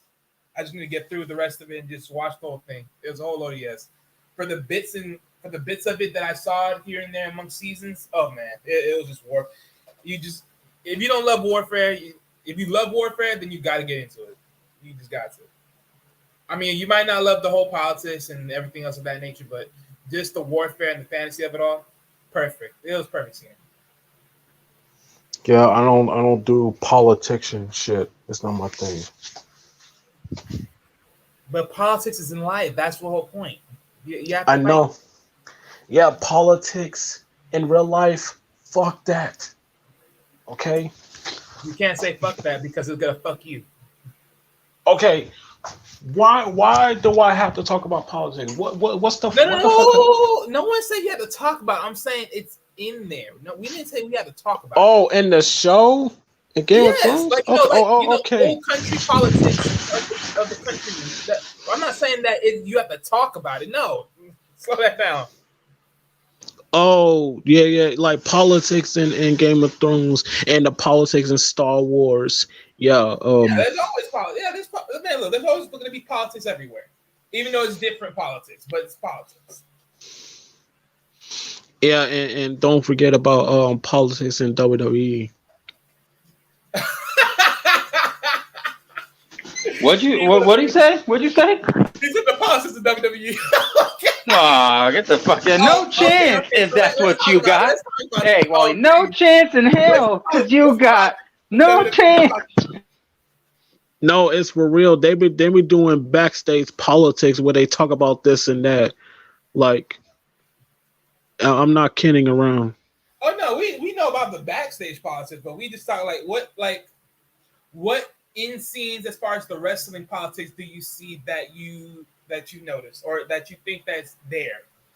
They've been like criticizing like wrestlers or like not like champion material. You know what I'm saying? Like what they talking about, what they gossiping and politic and criticizing wrestlers or the right fit to become world champion. Right, well, that's outside politics. But I'll say this, right? Because the politics for me, when I look at the WWE and I'm looking on the inside, this has been the main politician part of WWE for me. It's the simple fact that they cannot mother up and develop the fucking cruiserweight division to its old glory days. The fact that they can't do that, WWE, you trash. You just trash. Sorry, you trash. Well, good to know that Vince is retired. Thank God for that. Scandal with his dumb ass. There will be no Vince McMahon slander on this panel. I will boot you. There will be slander about Vince McMahon and his old decrepit. No, let me say. I warned you. I warned you. Look. I'm not going to say the V word, but he, and I'm glad he's gone. The V word. I'll say it again. That decrepit old bastard. The V word. Like the y'all motherfuckers think I'm playing. Well, I'm sorry. Like I'm not going to say his name, but I'm going to say the V word. The V. Decrepit bastard. The V word. I'm glad he's gone, but Triple H is taking over, and so is Stephanie. Facts. But the thing is, if Triple just make WWE better. You see this? As long is what as happens when you're angry with power. Can't motherfucker take criticism. Just make WWE great again, and just like this word that people familiar like make America great again, but make WWE great again. But yes, Triple H did it right. Cruiserweight division, you morons, you pathetic fools. Look here, I don't give a fuck what no one says. If Impact Wrestling got the freaking best motherfucking cruiserweight division out today. Yo, I'm not gonna lie, bro. Impact Wrestling and TNA has some of the best like fun ass wrestling, and that ring is so unique because it's a big unique ring, you know. Exactly. This Octagon was the biggest part for me that I love because it gave a very different dynamic. That gave the perfect image for the aerial tags from all directions. I watched TNA before, aka Impact Wrestling, with my brother, but it's not the same level as WWE. I never said it was the same level. Don't get me wrong about that. I said that the fact that the cruiserweight division was at a all-time high. And yes. The one thing that it did too, it also elevated to the point where if you hold it for a year, you can go and face the heavyweight champion. See, that's another big factor right there. That goes to show you that you can literally raise up the freaking bar. Yeah, and now it's Impact Wrestling is not it's not big as it used to be, but now we have Well, AEW. okay, when we say it's not as big as it used to be, what period was it big? Because I also contest, even when it was big, there was a lot of disconfusion with the whole storylines at the same time.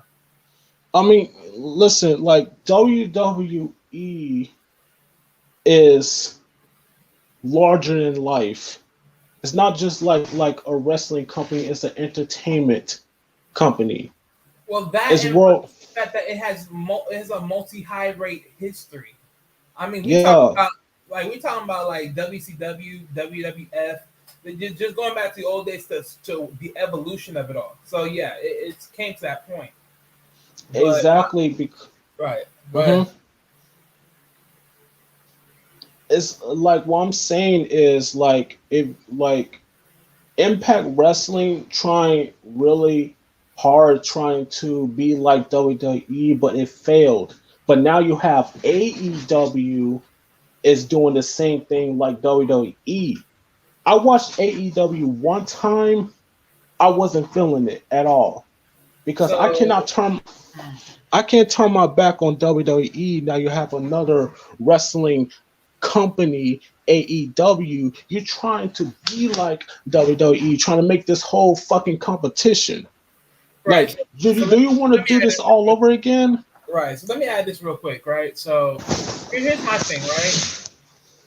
Impact never really tried to be WWE, and let me give you a reason why I say that. Because one, we had a different ring. That's the ultimate thing. I mean, even though they do keep switching it back and forth, which I hope they fucking stop doing that. They need to go back to the original. For me personally, I love the octagon. I don't want the fucking four squared ring. That's boring to me. Let's be different. Um, what's another one? Just in my honest opinion, it just wasn't that same. I mean, sure, you may have Kurt Angle, you may have Sting there, you may have all these other guys that used to be there, but honestly, Kurt Angle, he gave the bigger scenery to it. He gave a bigger boost because the whole fact of him fighting AJ Styles, Samoa Joe, those big classical fights. So that was a big upscale. Sting just being an outcast and being an outlaw and saying WWE was another major plus. I mean, when it came to Hulk Hogan and all the other guys, that was sort of like the fuckery part of it all because that was like, okay, yeah, just fucking this up a little bit, and by a little bit, Exactly. that was the thing that I actually hated it. Like, I have no problem with the Eric Bischoff scenery coming in because I mean, you always gonna need a big villain to come in and snap things out, but it's like even then that villain role was so fucking played out. It was no. Yeah, like Eric Bischoff done his time in WCW and it failed. He lost the competition to WWE, and But they now you was want to gonna, take. but they was gonna do that though. And let me tell you why. The reason why I said that was gonna happen was simply because let's be real about one thing. The storyline, like let's be real, when you're making a storyline, it's not like we're having a real, true wrestling fight to where someone really dictates what's gonna happen to the company. Like let's be real, we all know underlining in the back scenes, WWE just had the money and the power. Like, let's just be Right. real. And WCW didn't have that enough capital, so it's just what it was. And Exactly. yeah, so that's why the storyline is the storyline. It doesn't. It just plays out for what it plays out to be. But you see, and that's my thing about it. So my things with Impact, though, right?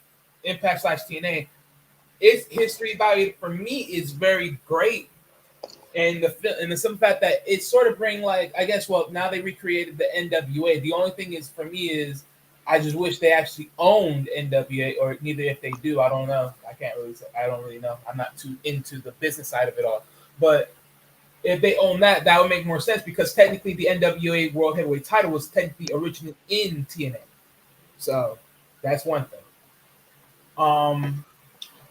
But I mean, overall, man, I think honestly, TNA never really became WWE in no senses whatsoever because it just had a different vibe and it had literally a full stack of different people. There was a few similar faces, and sure, so similar faces had their moments in the Gapper, but it just those similar faces slowly and surely ruined the scenery of it all versus help. It is what it is. I mean, most people will still look at it as probably the best moments of their livelihood to see it, even though it was, it didn't translate within ratings, but hey, it is what it is. But my other thing is to it, the reason why I say it's never that same capacity as WWE, even though up or high, however you want to look at it. Like I said, it's just the level of capacity. Like when we look at, like, okay, let's put it like this, right? When we look at matches, right? Like let's look at like real events. For instance, that little ladder match with the briefcases. Like if we look at WWE overall, WWE's like saying, hey, Money in the Bank, get a major contract, use it whenever you want for the heavyweight title or the WWE title, right? But with TNA, they're actually saying, hey, we're going to give you 5 briefcases, and that's for each opportunity to each title, right? The only difference is one of those briefcases is a screw job which gets you fired, which honestly, that was sort of stupid. That's the only backlash that I have for it, because getting you fired, that's dumb for me. What's the point of firing you? Especially when you bring most of those guys back anyways. Dumb shit. But that's really good, because I say this, right, because having four briefcases up in the air and you don't know which one leads to which, like that is like the ultimate play card. So you never know what that could look like. And plus, just in case, you can also renege it if you don't want it. So that's another upscale as well. Right. So yeah.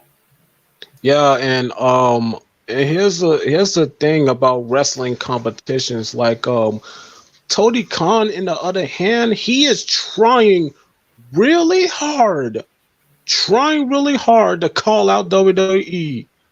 I mean, bruh, what are you trying to do? Trying to get WWE attention? I mean, V were at the time, like, he don't see AEW as a threat, but some people seen it. But for me, I seen it. Like, I mean, yeah. Okay, go ahead. Sorry. I mean, like, Tony Khan is full of himself. Now he's the owner of AEW and Ring of Honor at the same fucking time. 2 companies. And this is why I laugh at that whole thing, because this is my thing, right? Like I said before, this is my thing, right? Like just like what I mentioned before, right? If Impact technically owned NWA, right? Which I thought they did. I don't know. Hopefully they do. Maybe they don't. I don't know. But if they did, it would be interesting in the long term. But my thing is this, right? The thing is, right? Looking at AEW, right? And then now they own Ring of Honor. My thing was, to me, that is a ha scenery, but that's a dumb scenery. One, let me tell you why. One, there's no TV. As far as I know, there's no TV time for Ring of Honor in the public scenery. That's one thing. So that means it went from TV to now being off TV. That's literally a jet lag. 2, you can't even maintain the contracts you have with AEW stars now. So what makes you think you're going to be able to maintain the ones in Ring of Honor? That's just another thing. 3, you're already losing some of your freaking people already, to the point they're saying F you, because they only came to you literally for the cash and for the open opportunity, because now it was a new business. So that's another thing. And the simple fact that everyone's willing to say, I want to leave, I want to be cut out my contract, even though I know I'm going to have this 30 days or whatever month impact on my timing to wrestle again, I'm willing to take that. Because let's be real here. The fact that everyone's willing to sit here and say, hey, I'm willing to go back to Triple H and say F this, that tells you something. Because that means everybody left more likely because of the check, and plus 2, because Vince McMahon was fucking shit up. And Marcus, I dare you, mofo. I wish you would cut me down. Listen, I'm not going to say the V word. We all know who he is. You know what I'm saying? But and you're right because Mr. McMahon is not, because it's not the same person that he used to be. Like looking the days and the Attitude Era. The Attitude Era. He wanted to make changes to the WWE to make it edgier, cutting edge, adult themed content. Because WCW is kicking WWE's ass in the ratings. And so they decided to make a change. And now WCW is losing. It's going downhill. And WWE is going up and is rising again. And now is going back low, like years and years later. They want to make it like this PG era. And that to me bothers me. Like a PG era. Look, the funny thing about WWE, I treat WWE like Dragon Ball Z. If you like think about the comparison that I'm about to make here, right? WWE, Dragon Ball Z, the earlier versions, they had blood, they had guts, they had all that shit. Mm-hmm. You were literally like freaking in the freaking realm of freaking TVM for mature, right? Right. And now look at Dragon Ball. The only way you see any burst of guts is the spit that comes out their mouth after they get punched hard in the gut. What the F is that? And they still sell Dragon Ball as far as Toonami or a late night Toonami show. But yet we're taking out the guts. We're taking out the blood. We're taking out the hardcore original depth of this ish. See, this is a mother-loving nightmare. Now, as far as for WWE, I know they don't want to go that far into the whole deathy, like bloody scenes no more. But the thing is this: if you're not going to go in the bloody scenes no more, what's the point of constantly doing the injury scenes then? Right. It's like let's be real. Like, don't get me wrong. I know that most of the injury scenes, they technically are neither just they're put there because either two reasons: A, because it's actually an injury, or B, because that's just saying, hey, we're gonna cut him off. This is his storyline cut off. But then my thing is for that is this: it just takes nothing but a bunch of pointless dribble, because it just makes it sort of just competitive. It's like, okay, if we're gonna do it this way, then what's the point of not bringing the blood? What makes the blood / the injuries a different stratosphere of just that split screen? Yeah, look at ECW. They done that shit. And look at AEW, what they do in their hardcore match with women doing hardcore match and getting blood. You know what I'm saying? And then Mr. McMahon just like called it out for no reason. Like, and he's being a fucking hypocrite.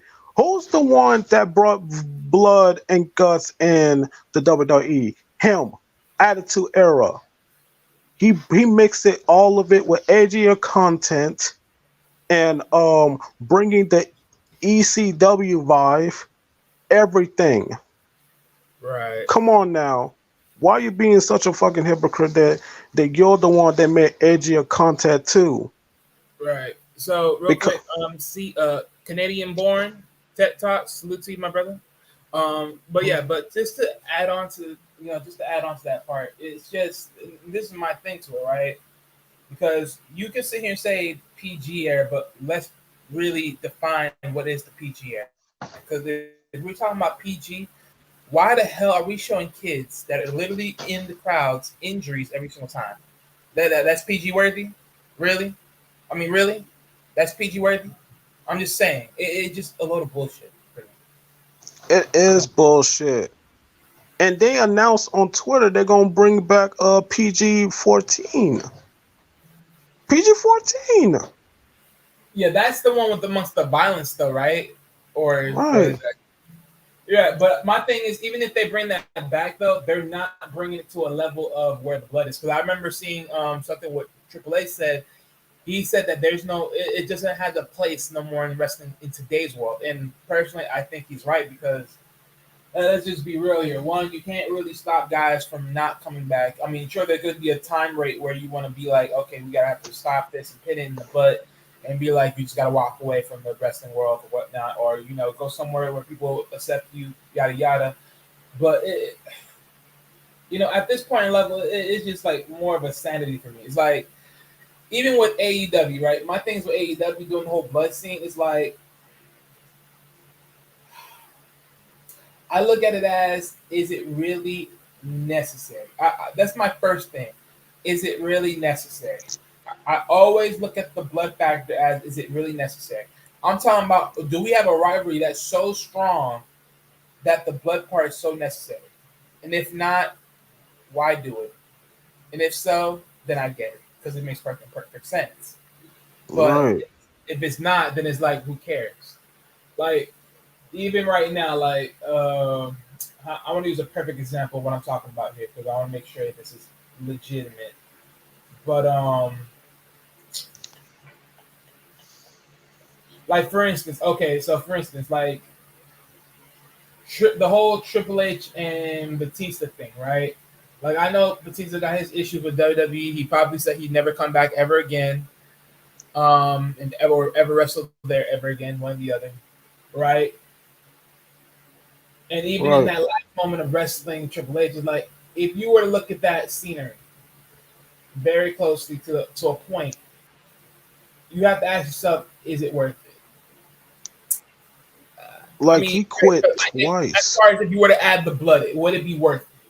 That's my thing, right? Would it really be worth it? And that's just my whole quotation. Because my thing is, when you look at the whole timeline of evolution and all that and everything else, and then leading up to Ric Flair and fighting for his his place in WWE because Vince McMahon wanted him to be gone as a storyline and wanted him to be retired, and he's trying to find competitors and everything else. When you look at that, it's like, really? And then you look at it from where it is, from the lather of the years before to now, it's like, is it really worth it? As far as if you were to add the blood scene, no. It's worth it for where you've seen it as. It just had no sense. Even in that part, what else I want to add to it? No, what's another part I want to add to this one? I mean, there's some few other parts, but it's like you just gotta ask yourself, was it worth it? Like even looking at the whole thing, like I already knew, like Sting coming to WWE, it wasn't worth it. It would only be worth it if he faced Undertaker, and they didn't do that, so it wasn't worth it. It really wasn't. And that's and he lost to Triple H in WrestleMania, and that's the worst. And see, that was another bullshit part for me. You want to do this whole futuristic WCW versus WWE what if scenario, but this time it's with Sting versus Triple H, DX versus NWO, sorry. And then the funny thing is, most of the NWO guys / NWA, oh my goodness, DX, I'm so sorry. But right, those guys are literally the same pack zone of people. Okay, yeah. Right. I don't know where Mark is at, Canadian born, so that's why it's taking a minute for you to get up here. Like, I mean, that WrestleMania match between Sting and Triple H was the worst. And then Sting just inducted you to the Hall of Fame. Like, we talk about a man who never ever been in the WWE. And he only screw job. Look, I say it like this: I don't care if he lost or won against the Undertaker. The fact that the match was done, I'd have been okay with it because that's the only thing people give a fuck about. That was the only match that they needed to make ASAP. That's the only match that they should have made him be focused on. The fact that they made him focus on other crap, that was just the underlying bullshit for me. Like, don't get me wrong. It's like, for me, I have no problem with him being that guy that came in, screw over the authority, rub them the wrong way, literally sit here and say, you're the freaking king of the freaking WWE that I fucking hated for so long because you took WCW from me. So I'm going to freak you by over here screwing your little child boy and screwing his reign of being champion. Fine, that's all great. But the fact that he had to go for the title and then that all that injury claims and everything else, and then they're like, okay, nah, bro, we're not going to go with this no more, which is some bull. Man, come on. That's just too much. Bullshit. Yeah. It's just like that. And then let on to be robbed of an ultimate match between Undertaker and then freaking Sting. Oh fuck. Yeah, it was supposed to be that. With freaking Undertaker with the freaking Triple H story, like that fucking mattered. Like literally, like that fucking mattered. It didn't fucking matter. It was the fucking bare minimum. And then to top it all off, you had to screw him over and hit him with the freaking sledgehammer. Really? That's what we're gonna go with? Oh, come on. Garbage. And then we do the patter, shake your hand, and it's all good. Oh, bullshit. Bullshit. No way. Hell no. I would not take that deal. I'd feel screwed for the rest of my life. Triple H versus Sting is one of the worst matches that I ever seen in my life. I mean, you just do him like that, and then you put him into the fucking WWE Hall of Fame. Like, how dumb was that? Like you brought him into the WWE. How long were you back there, CBN? My bad. How long were you back there? About like 10 minutes. Oh, really? My bad, bro. I dropped out. I had some issues. What's up, Let me add to this conversation because I listened to what you guys have been saying, and I've been one of the biggest diehard fans when it comes to wrestling growing up. Here what the problem. What's up, Great Pill? Come through, bro, if you want to. WTW was beating WWE based on rating. Yep. They had a lot of great wrestlers in WTW that lost respect from Vince McMahon because you know why? Some, or let's say almost half of them, started in WWE and saw the shenanigans they were being put through. So they left the promotion, going to WTW, hoping to make a name for themselves. And some end up coming back. So when WWE bought out WCW due to financial situation, because how you want to say this, Hulk Hogan, Eric Bischoff, Kevin Nash, and a few others screw up the money back behind closed doors. They were the thing that were going. Yeah. They're the thing that goes on the back end. The same thing also impact Impact Wrestling. When you are beating a rival promotion in rating, you bring in a lot of money. But when you don't manage the money properly and you just do just anyhow, you can literally affect the business in a certain way that was so uncalled for. Now, mind you, Sting was the heart and soul of WCW, right? Hell yes. Yep. So Sting correctly say this. He watched his fellow brother. Well, Sting and Goldberg, I think, were the two staples. I know, but listen, hear me out. Hear me out. Sting was just more of an impactor. Sting was totally correct for not jumping in too soon. He said, and I quote, I watched my fellow brethren from WCW join the promotion in WWE. I watched how Vince McMahon and the higher up put my fellow brethren to a bunch of shenanigans scenario just so he can belittle them before they decide to join the team. And you are real great wrestlers, mind you. Let's also remind you, AJ Styles started in WWE first. Samoa Joe did started in WWE. Kenny Omega did started in WWE. What another group, another tag team. Before the Cordell Generation Me, they now call themselves what? I forgot the name. Tip of the tongue. Omega Boys. Wait, what's the name again? Young Bucks. The Young Bucks. Oh yeah. They started in WWE. When you crap on those individuals and they have to leave your promotion, right? Go to other promotion. AJ Styles was the face of Impact Wrestling, made it to what it is before the management screwed over. Exactly. He went to New Japan Pro Wrestling, made it thing even bigger than what it is. Yep. There's a bunch of promotions that have been all across the country that Vince McMahon was trying to buy out to make sure there's no competition. Vince McMahon think he believed he knew what wrestling fans want. Then how you have ECW. ECW was a different type of wrestling that was not meant to be incorporated in WWE. Vince McMahon did not want ECW to be the competition. That's why he added blood into the mix, which was stupid on his part. It's all about the numbers. It's all about the rating. He want to make sure his company get the most money. Mind you. Yep, shot back there. Now, you know you have Ring of Honor wrestling started out also, but they didn't join into the fray. They had a different style of it with pure, iconic wrestling, meaning they're going back to the fundamental of wrestling. That's why we call it Ring of Honor. There were multiple other promotions now they were making name out there. They were trying to strive up above the underground, what should be, right? So you have ECW getting bought out, WTW getting bought out, right? Fine. When that's happening, you incorporate all these wrestlers. Now these wrestlers, all they had their own followings. They're very iconic. Why are you trying to water them down, make it look like they ain't anything?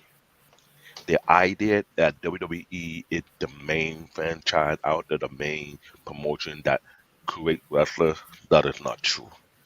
The problem is, Vince McMahon, I hate to say this, his father was correct. He doesn't No want to take. chance if that's what you got. No, let No me. chance in No, hell, cause I we. know, My bad. I know, but let me tell you why I say that. Vince McMahon Sr. knew what his son was about to do to the business. Vince McMahon Jr. was all about the money and the exposure, but he didn't care much about the wrestlers. Under the Vince McMahon Jr. regime, a lot of wrestlers were on drugs, on steroids, and a lot of other craziness. Oh Mm-hmm. yeah, that part. I watched the documentary Marcus, did you hear that, of sir? Did Dark you hear that? Side That's of your the masculinity. Ring. Sir. That's your masculinity. So, I, so when you, from a diehard wrestling fan who understood what it was all about, he is responsible for all this mess. If you think about it, right? Now, other wrestlers who find a way to get out of WWE and recuperate their wrestling career and made it much bigger than what it is, they went to Impact Wrestling, make Impact Wrestling almost a competition to, once again, Eric Bishop, Hulk Hogan, Kevin Nash went over there and did another repeat that they did in WCW into Impact Wrestling. Why? I don't know. That during the time when my favorite channel used to be called G4 TV before it got converted to Spike TV, and they had Impact Wrestling on Spike TV before Spike TV is no more. yeah, I I'm remember a nerd. that. I'm a nerd, so that they Yeah, closed it I'm a up. nerd. I'm a nerd too. So we both had a lot of comments. So yeah. Spike TV at the time they have to TNA and now turned to Impact Wrestling like the T like the TV deal. You know what I'm saying? Mhm. And like what I explained it to Wally, Hold on, like hold on, John. Hold on, John. I had to welcome to the building this guy from New York, the Bill Cosby. He likes to call himself not Bill Cosby. Rush. Yo, what's good? What's good, y'all? Say how you sucker doing? free, sir.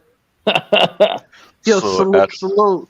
how you doing? As you were saying, whoever was watching Impact Wrestling from the very beginning to where it was becoming something very, very big. They had a very uniqueness about themselves. Instead of having a four-corner ring, they had the six-corner, six-sided ring, right? They had a lot of great matches. Now, if you notice, the first 10, 15 years, right? Let's say first 10, all the great wrestlers that came from Impact, where are they right now? they doing other Trash. independent WWE. leagues. Most of them WWE, yeah.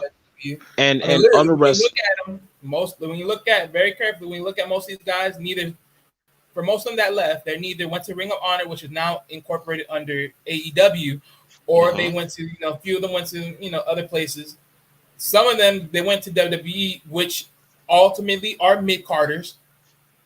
They're never going to be nothing else more than anything else. Mm-hmm. Even though their character can be more, but they're just not Right, gonna be. right. Similar to WCW. Remember how back in the day, all the ill wrestlers that was getting ready to die out from the game, they will end up wrestling. They will leave the WWF, lose their contract with WWF, and end up joining the league of WCW. After they will wrestle in WCW, that's it. The career is over. But Exactly. even though that was the case, there was still other wrestlers who have a lot of years left. And I hate to say this, and I will be blunt about it. There were a good amount of wrestlers from Impact Wrestling that were far greater wrestling than those they had in WWE. Facts. Right. And look, The same, and the then same, the same applied to Ring of Honor. I mean, yo, The Impact same Wrestling, applied. they're doing their thing, but they'll never be as big as WWE. No, Never. that's what I no, we. said to Wally, because like Here's it's my not the same level as Yeah, WWE. it's And wait, they can't do Time they out, can't time do out, it time out, like time out, WWE, man. Wait. We get it. We get the money. We understand the money. We understand the promotion. We understand the marketing. We understand the resource they have. We get that. We understand that. What I'm saying, when it comes to having great match, I hate to say this, majority of the great matches don't be in WWE. Exactly. I mean, let's be real here, guys.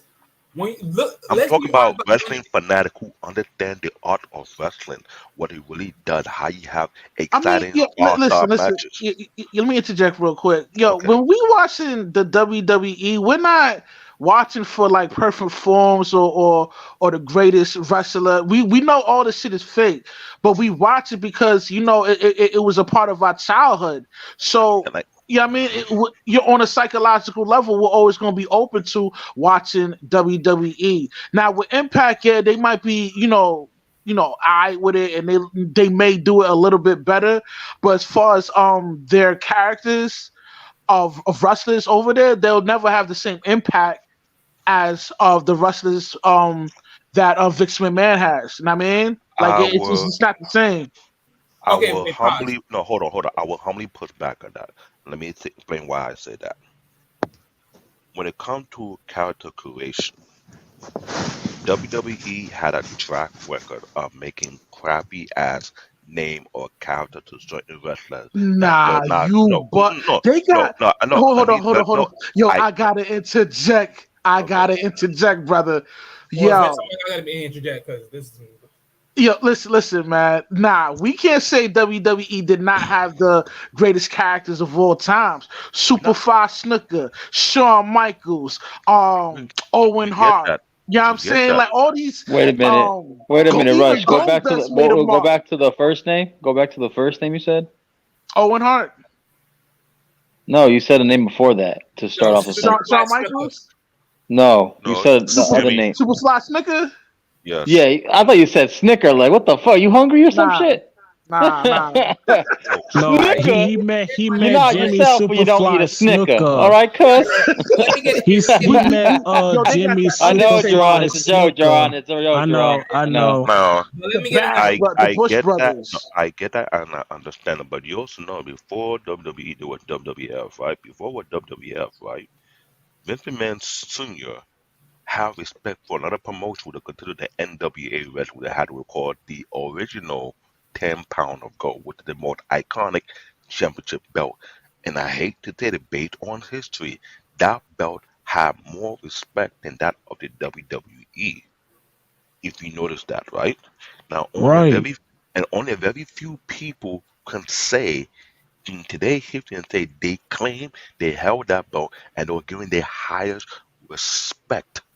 The thing about wrestling, Vince McMahon Sr. noted about wrestling, and he knew his son didn't have the same vision that he did. Don't get me wrong, Vince McMahon Jr. made it bigger, made it better. That is correct. But what he did not do is create a lot of great matches. There was a lot of great matches that the fan wanted, he did not put out. When you talk about Thing versus Undertaker, that was the dream match for a decade Where'd Rush that go? people waited to see for a very long time. But the new Vince McMahon was going to push it. Wait. Let me get hold on. Say the match again. Say the match again. The name of the match. Sting versus Undertaker. Oh, okay. That could have been done a long time ago, but Sting also said, and I quote, he saw how Vince McMahon treated his WCW brothers like crap, and there were a lot of great wrestlers, and the environment in WWE was kind of toxic, and it was documented and it was known. A lot of Right. wrestlers who left WWE mentioned it. This is why a lot of people. This here's the thing about wrestling. They are different kind of fans. They are fans who like the nostalgia. They like the show, the glam, right? That's one kind of fan we have there. Then you have the real, authentic, die-hard, play-by-play, hole-by-hole, match-by-match fan who understand real wrestling, and to the point where some even try to even go to the school to become a wrestler their damn self, and they're gonna mention all the wrestlers that elevate them to the point where I went to the guy's school.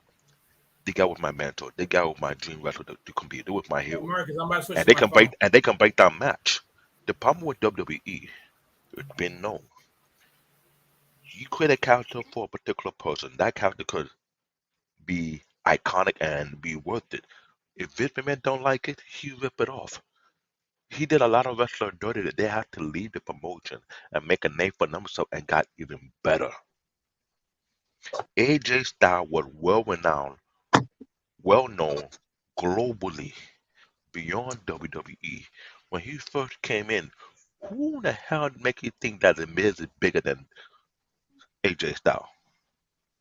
Let me Hell no. say this. Let me say this to this. Let me add this to this because like the I just gotta Miz get in. to be Mike Suzanne, he came from a reality world in the real I know world in that. I know that. MTV. I I know remember that. that. Yeah, and like he trying to be like The Rock, but he's nothing like The Rock. And AJ Styles on the other hand, yes, he was well known.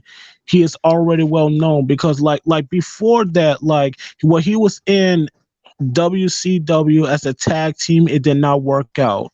So Mhm. like he had to do independent shows after independent Mhm. shows after Mhm. independent shows. And then Before he he got to went Impact.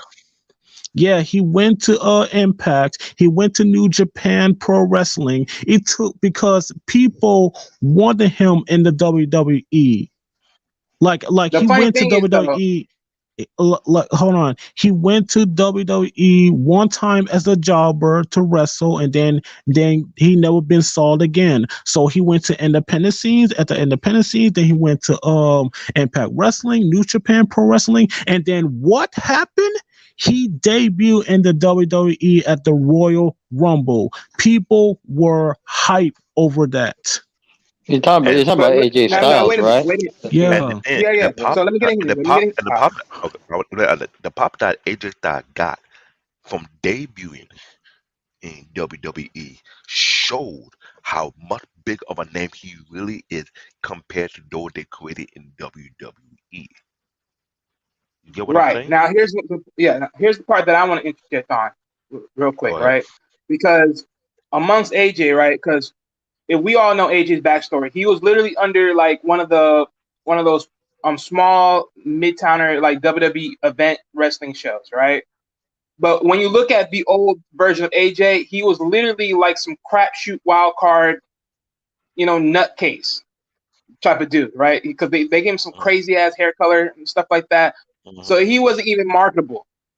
But it was, They did but they Vince did that to him. admit that it was the biggest mistake of his life to let him go and walk away, which And is not just fucking him alone. facts. Kenny Omega, another one they let Oh go. yeah. But see, I didn't know about Kenny Omega's backstory, so I didn't know about him that much. Kenny Omega also came through WWE. He was a Right, jobber. They say he ain't gonna make nothing. He ain't gonna make it big in wrestling.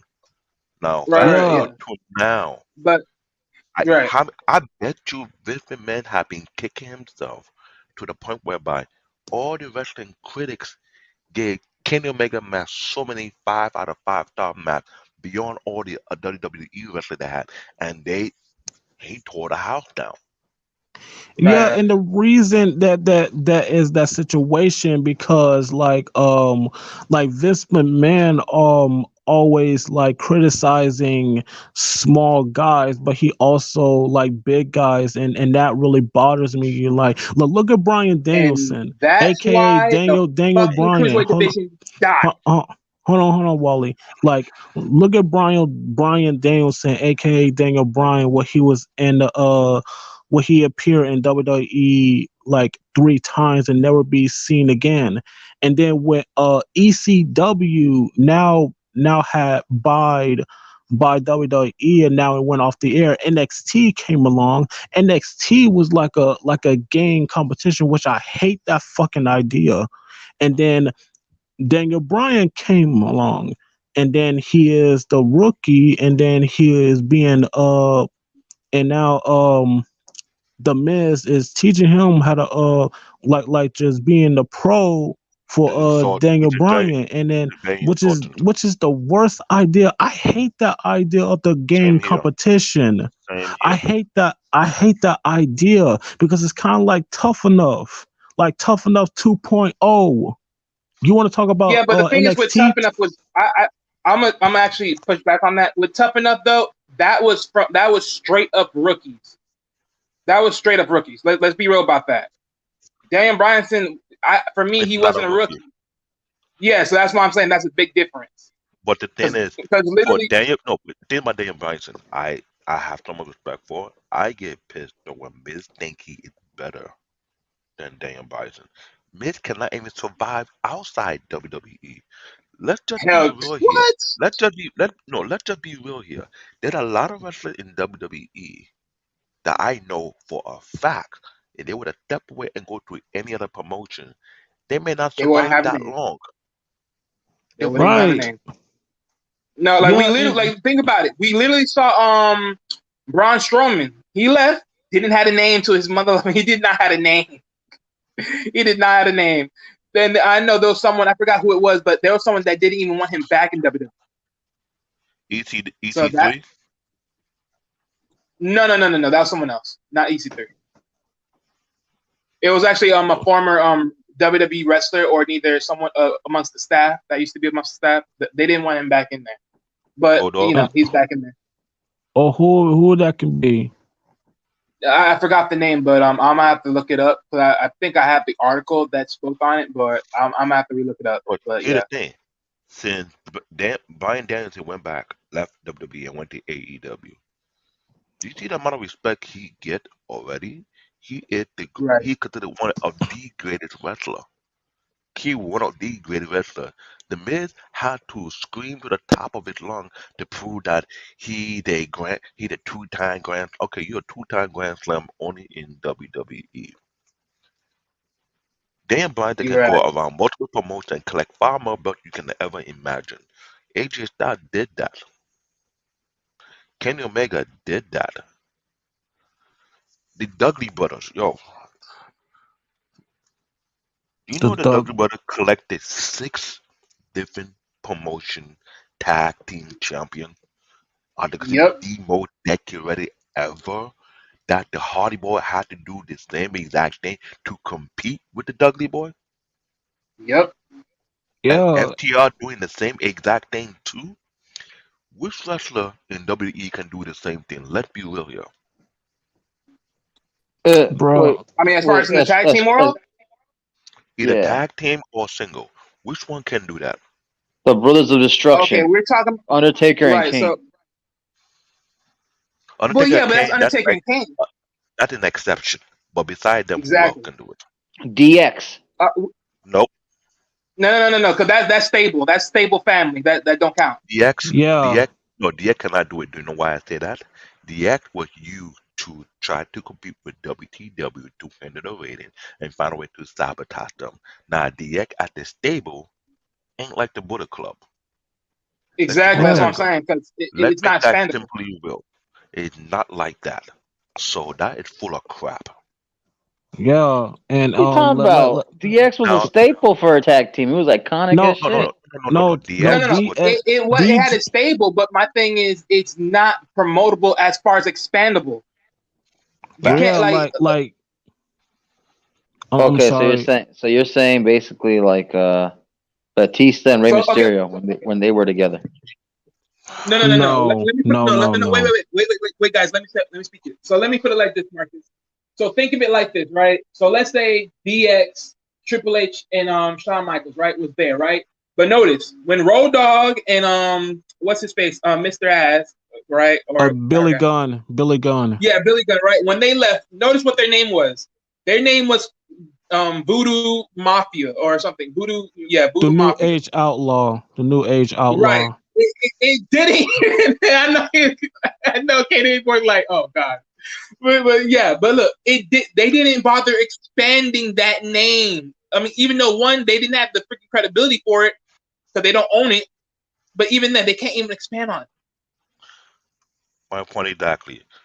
This is why I want people to do their homework properly when we compare stable. The DX wasn't much of a stable. It was a ragtag stable of wrestlers who want to quote unquote push back against the real establishment. They want to tell Vince McMahon we can do something different and go back and forth with WTW. That's all they did. Went back and forth with WTW. They didn't go Yeah, back that's to promotion. exactly what happened. That's Yeah, exactly what happened. Bullet Club was a whole different ballgame. They went to multiple promotion. They went to belt collecting mode, collecting belt from multiple keyword, multiple, not one promotion, multiple. DX cannot do Right. what the Bullet Club do. Let's just end that That's why argument. Ken Ranger Let's was just stop it. And you have Right. two of the founding leader of the Bullet Club in WWE. When Carl Anderson and Luke Gallo came back, why you think Vince McMahon didn't want them to recreate the Bullet Club? They call it the club. They didn't want them to do Right. this. Why are you telling the too Bullet Club marketable. they seek to do this? Like, seriously, think about that. Because he knew the Bullet Club popularity supersede DX globally. Yeah, how you gonna call it like the Degeneration club? X.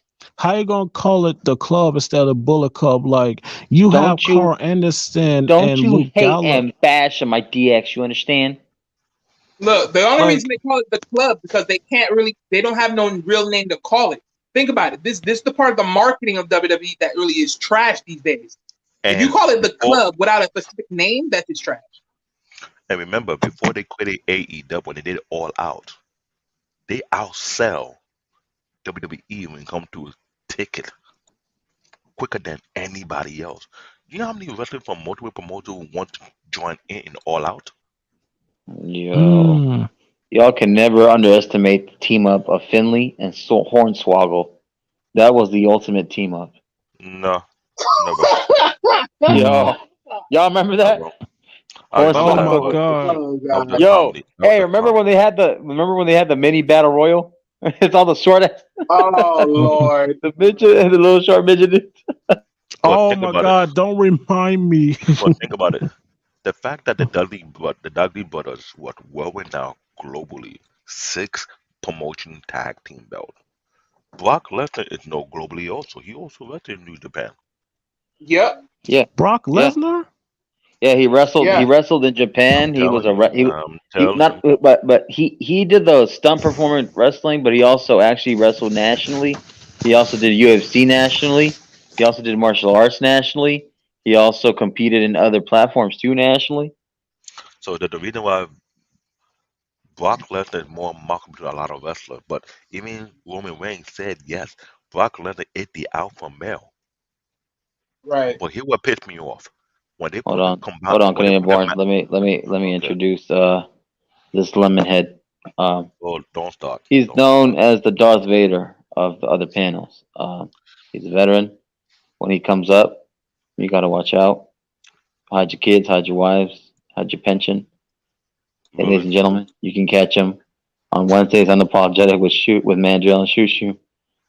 Mandrill. My twin What's up, brother. Carlos? Hey, thank you very much. Hey, Mandro, what's happening, man? That's Not my much. twin brother What's right going on, there. man? What's going on? By the way, Mandrill, Uh-huh. fuck you very much because I emailed you, but thank you for stopping And by. I will be emailing you again. Anyway, have a nice day, Mandrill. Get out of here. Now that was funny. Oh That was funny. Yo, sorry, Mandrill. I just have to get you for that because communication is key with me. But like I'm What were you gonna but say, like Mandrill? Nothing. I just replied to your email, Marcus. Yeah, after I let you know. No, shut up, Bastard. Shut up, Marcus. I just Let- kidding. let- What's let up, me- bro? I saw you guys online. I figured I'd come back, swing by, say hello. Hey. You know, I appreciate it, bro. Yeah, you know. Yeah, you doing okay? Ever since the other day? Because I saw you turn up like the Red Hulk. You weren't just the Hulk. You were the Red Hulk the other day. Oh no, here's the thing about that. He has no idea just how dangerous of a line he crossed with me. He crossed the line with me that day. Yep. And it was over. It was over. Like he questioned my integrity in front of everybody, and never I saw it. right and never waited against like my track record. I've never talked about someone behind their back like that. I never been passive aggressive like that. Yeah. And my thing is, if he knows me, then he should know that I don't move that way. So I mean, like the next time, and then today. So remember I said I want a fucking apology, and you said he just did, right? He said, "Nigga, I said my bad. What else you want me He to do?" said my bad. That's not an actual good Now, apology. here's the thing. Today, he walks his apology back. He walks back on it. He says it wasn't an actual apology. So if he goes online tomorrow, I'm going to go up on his panel, and that's going to be the end of the friendship between Mandrill and I Seen You Little Podcast. So I'm going to go up on his panel and tell him that I'm done with him. And say, fuck you very much, right? Right. So, you know, he wants to do everything out loud and live and in front of everybody. Okay. Because I would give him a call and tell him. Yeah. You know what I'm saying? Just not to blast, because I don't want to, you know, I'm not one. Everything is not for public consumption. Right. Not everything, you know. So I would give him the Absolutely. courtesy of that, but he doesn't want things that way. He blew things out of proportion that way. He took things the wrong way, out there that way. You know what I'm saying? And he still thinks I was talking about him. And for everyone who doesn't know, I'm talking about I Seen Your Little Podcast. I'm talking about him specifically. Yep. So what happened? So there's no mistake. All right. So what happened? I was shocked. I was very offended because, for one, I too know you very, very well. If you want to talk about something, you will call that person's name out. You're not afraid of anybody. But the fact that he make it seem like you talk about something and you literally had to correct them, then there's a problem comes with integrity. Integrity is key. And I think a lot of guys don't understand what integrity truly is. That's the problem. If a person has been consistent and you still want to call them out and accuse them of something, then it's a lot about you and your thinking. Are you being logical about your thinking, or you let your emotions cloud your judgment? That is bad. Very, very bad. Yeah, I mean, I never saw myself as being better than him until today. You know what I'm saying? Like, I mean, because he's a guy with no integrity. One day you say, okay, I say, I want you to apologize. Well, nigga, I said, my bad. What else you want? Okay, and I said, I'll take it. I'll take that as an apology. Then the next day he comes and walks it back, says it wasn't an apology. Okay, well, okay, fuck you. Fuck you. You're dead wrong. And he still thinks the thing is, the sad part is he still thinks I was talking about him. And even though you check the evidence, it showed it's not. Exactly. No one agreed with him. I don't understand that, because this is my thing when I tell people on the YouTube street, I'm not here for drama. I'm here for intelligent conversation. If you're trying to fabricate beats just for ratings, keep me out of your area, because I don't want to be a part of it. I'm too old for that. I'm 44. I'm a granddad. It's too childish to be going back and forth on petty things. Right, If someone had to correct you and you don't want to see clear, then you have to check yourself. What is your problem? Why are you accusing people? Because one thing is a trigger.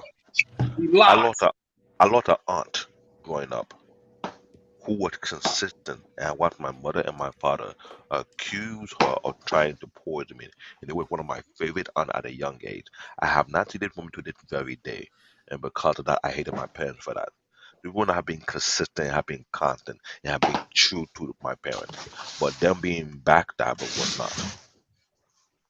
So that's why I have a pet peeve with people who are not consistent.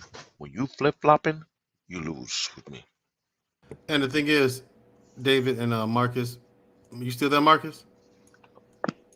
I'm here, bro. I've been listening to everything, bro. Even when you don't see me on a panel, I'm secretly watching like a fucking hawk. Remember, one of my jobs was recon.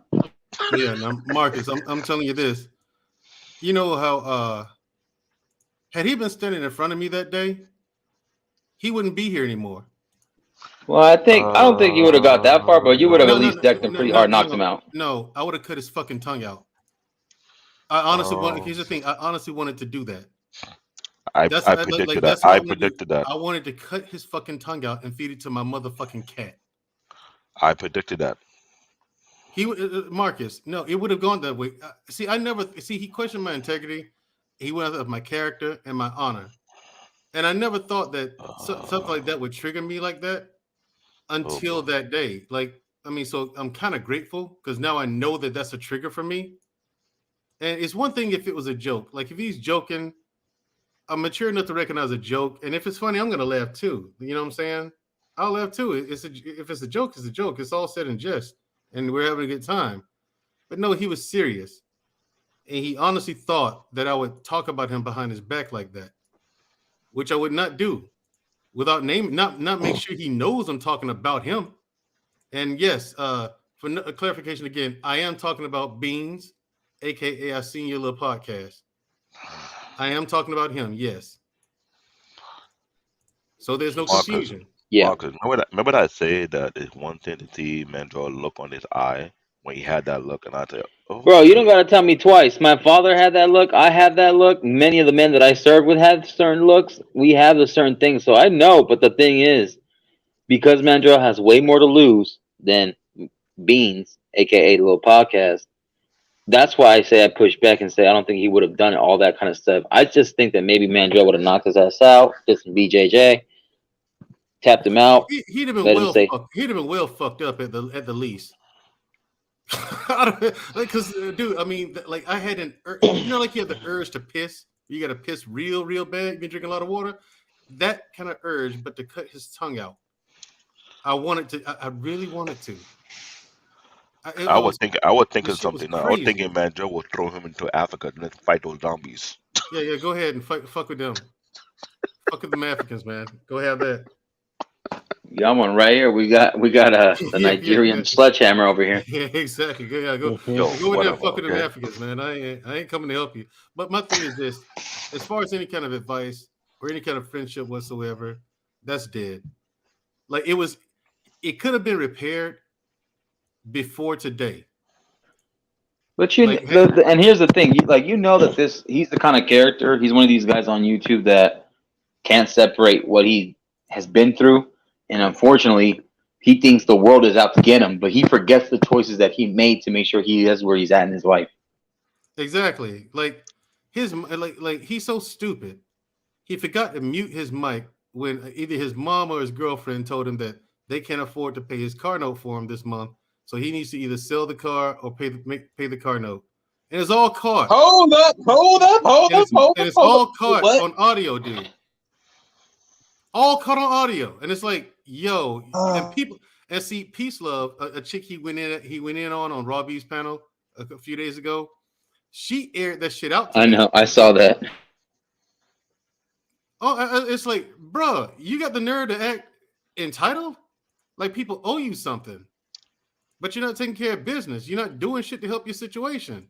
And then people who try to help you, you shit on them. You dig that grave yourself. Right. Like I can't. Like Marcus understands. I don't need to tell Marcus. I don't rock with people like that. I don't keep people like that in a circle. And it's best that I keep him away I stay as far away from him as I can. I mean, yeah. Because I might fuck around and dome this nigga on sight or something. I don't know. You see, like here's here's the thing, man. Like, this is the main reason why I don't get involved with people like that on the YouTube live stream panel with drama and going back and forth. Like this guy right next to me. Like, I don't deal with drama either. You know what I'm saying? Like, I'm 31. Because I don't have time with them, because like if you're trying to talk shit to me, because like you're not gonna like this side of me because you don't know shit about me. You don't know jack shit about me. Like, do not start with me. Like if you're trying to go back and forth with me, like, nah, I'ma leave. I'ma leave. I wanna welcome real quick to the panel. Shout out to the Great Pill Podcast. He had a great stream earlier. Passport Bros.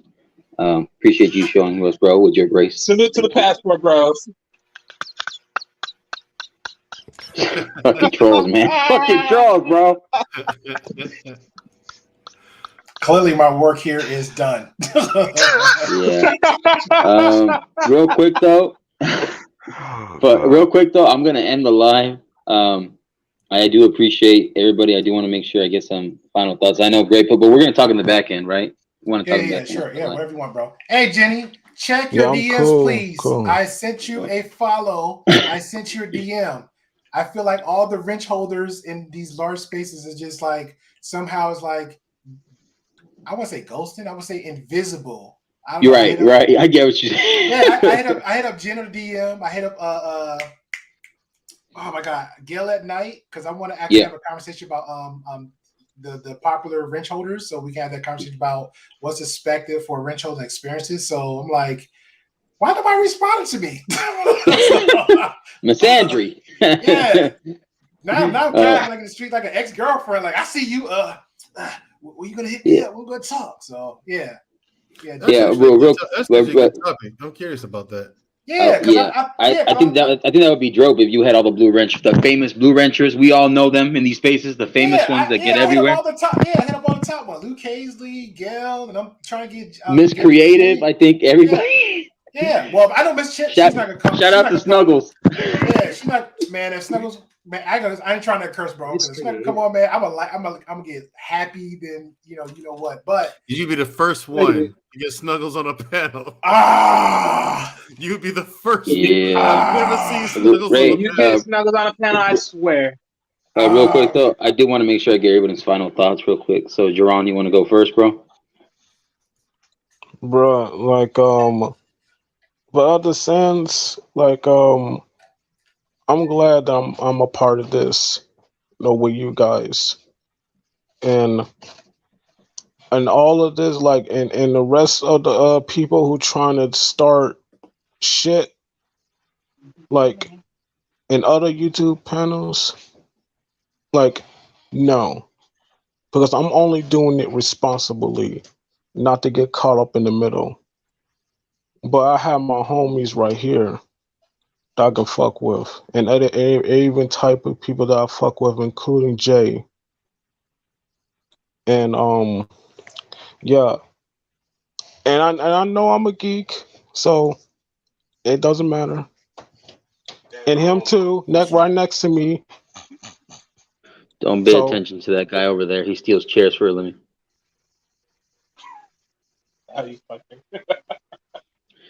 Just playing. Jerron, was that the final word you had, or you had anything else you want to add or sprinkle? Damn. I don't know what my final words are. Like, it's been a ride, Like, I'm gonna be in the backstage. I'm telling you that right now. So, I got you, bro. So, like, if those of y'all who was watching or was not watching, like, don't be like those other motherfuckers out there who trying to tell you how to live your life and trying to tell you what to do and whatever type of stuff that you like. Like, don't listen to them. When they call you geek, a nerd, lame, don't pay attention to them. Okay? Like, that's their loss. Because the reason I'm saying this shit, because other people back there who was doing some stupid ass shit, they are dumbasses, aka jackasses. Yes, I said it. They're dumbasses, jackasses. I'm not gonna mention, because I'm not gonna mention it. I'm not gonna say it. But I was on Instagram I was on this Instagram page, and all those kids was acting a fool at the stove, tearing that place apart. And I was like, what the fuck is going on? To be fair, Black David, he beat you in the fucking ball stroking ball. But No, it was people from the black community who was tearing the store apart. And I had made a comment, and I was like, you all a bunch of jackasses. No, I was like, you all a bunch of dumbasses, aka jackasses, and y'all got no home training, and I hope you guys, karma will bite y'all straight up in the ass. And somebody please take them to the zoo. When I say zoo, that means jail. That's what I said. I appreciate that. Such strong, colorful words, Jerron. I will drop you. I will drop you in the back real quick, but I want to make sure I get. If you want to hang out, if you got to run, let me know. But I'll put you in the back real quick, and I'll make sure. I gotta go to Black David. Any long strokes, Black David, or I'm seeing last thoughts? I mean, yeah, Black David, because thus far, Black David, we have a new champion.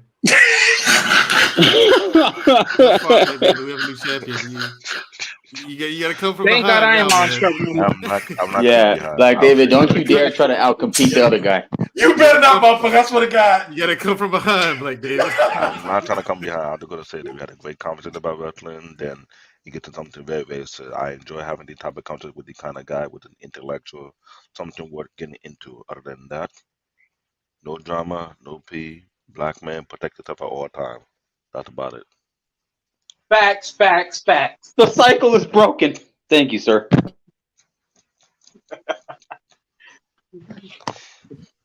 All right, Black Dave, I'm gonna put you in the back too, bro. All right, let's go with Mandrell. Thank you for having me up here. It was an honor and privilege to witness the passing of the torch from Black David to our new champion. Yeah, everyone, pay no ignore the people who call you names like nerd and geek and stuff like that. Wear as a badge of honor. You know what I mean? It doesn't make you wrong for liking the things that you like. It just makes it different. You know, and they like what they like, you like what you like. Don't change yourself. Be yourself. That's what you like, do it. Also, keep toxic people out of your life. And know when to stop trying to help people and recognize, you know, people in your circle who don't want to be helped. You know, if anyone is wondering, I am talking about Beans, aka I Seen Your Little Podcast. He is a person who cannot be helped because he doesn't want to be helped. So there's no misunderstanding. I am in fact talking about Smart Beans, move, Gray Pill. Beans, aka I Seen Your Little Podcast. I am talking about him. Yes. Okay, Mandrell. Appreciate Thank that. you very much. And if he's live tomorrow, I will go on his panel and dissolve the And stick a relationship. foot right up his ass. All right. I'm not gonna be mean. I'm gonna be cordial about it. Hey, I can't rock with you no more. You fucked up. That's the transparent that he asking for, so he's gonna get it. Yeah. And I've always been transparent with him. So that's that. Gonna reserve everything else I have to say for later. You have to tune in for that. All right. Thank you very much, Marcus. I appreciate. Hey, Mandrell, hang in the back because I know All right, that sure, we bro. exchange information, but we got to talk a little too. All right, man. We're doing fun thought. My man just hop up like. Yeah, I know, bro. Real quick, your show. Wally. Yeah. Wally, you want to go? Yeah. Other than the randomized conversations we had towards the beginning, but going to this serious pocket, yeah, man. You gotta know who to be around because at the end of the day, the people you hang around are your currency of neither positivity or negativity. You just can't play with it. Even though, let's be real, everyone should still judge you for you. But at the end of the day, who you hang out with will always be a negative or positive connotation of how people receive you. So better to move on from people that are just toxic and that are overly just not good for your mental. Salute to the platform, man. Another Thursday, another wild ride, another market stream. my third stream, and thank you to my co-host for the day, Wally. Shout out to you, bro. I appreciate you, man. Everybody, make sure you go hit the link, like, share, subscribe to Wally, aka also Well Talk Productions, and any other content. Hit the Cash App, PayPal, Venmo, whatever you got. Anything, make sure subscribe and support him. That it, Wally? Yeah. I'll be in the back though. All right, real quick, because I'm gonna save Grey Pill for last. Let's talk with JBJ, bro. Thanks for stopping. I know you were busy. You were doing your thing. You got channels you run. I apologize because I had to make it on Tuesday because I know we had a sports stream, but some things came up.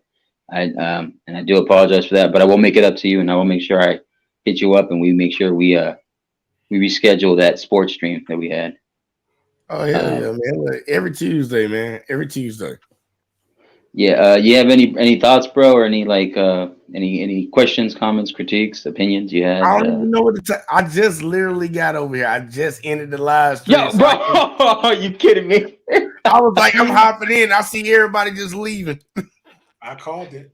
Yeah, no. Well, we just the topics was anything from everything. We talked about like the sports shows. We talked about series on Marvel. We talked about quote unquote the beef and the drama in these panels and stuff that you leave the baggage out, leave the unnecessary baggage out. You don't need it in your life. And I know I'm not trying to put your business out there, but you have some experience with people having it out with you and trying to come at you, and you've reacted to it, and you, yeah. So you got anything to say on that, or just any The funny thing when you, especially if you're in these online spaces, man, when you get into it with people, like I can't tell you the right way to handle it because it really comes down to what you rationalize in your own head at the moment. But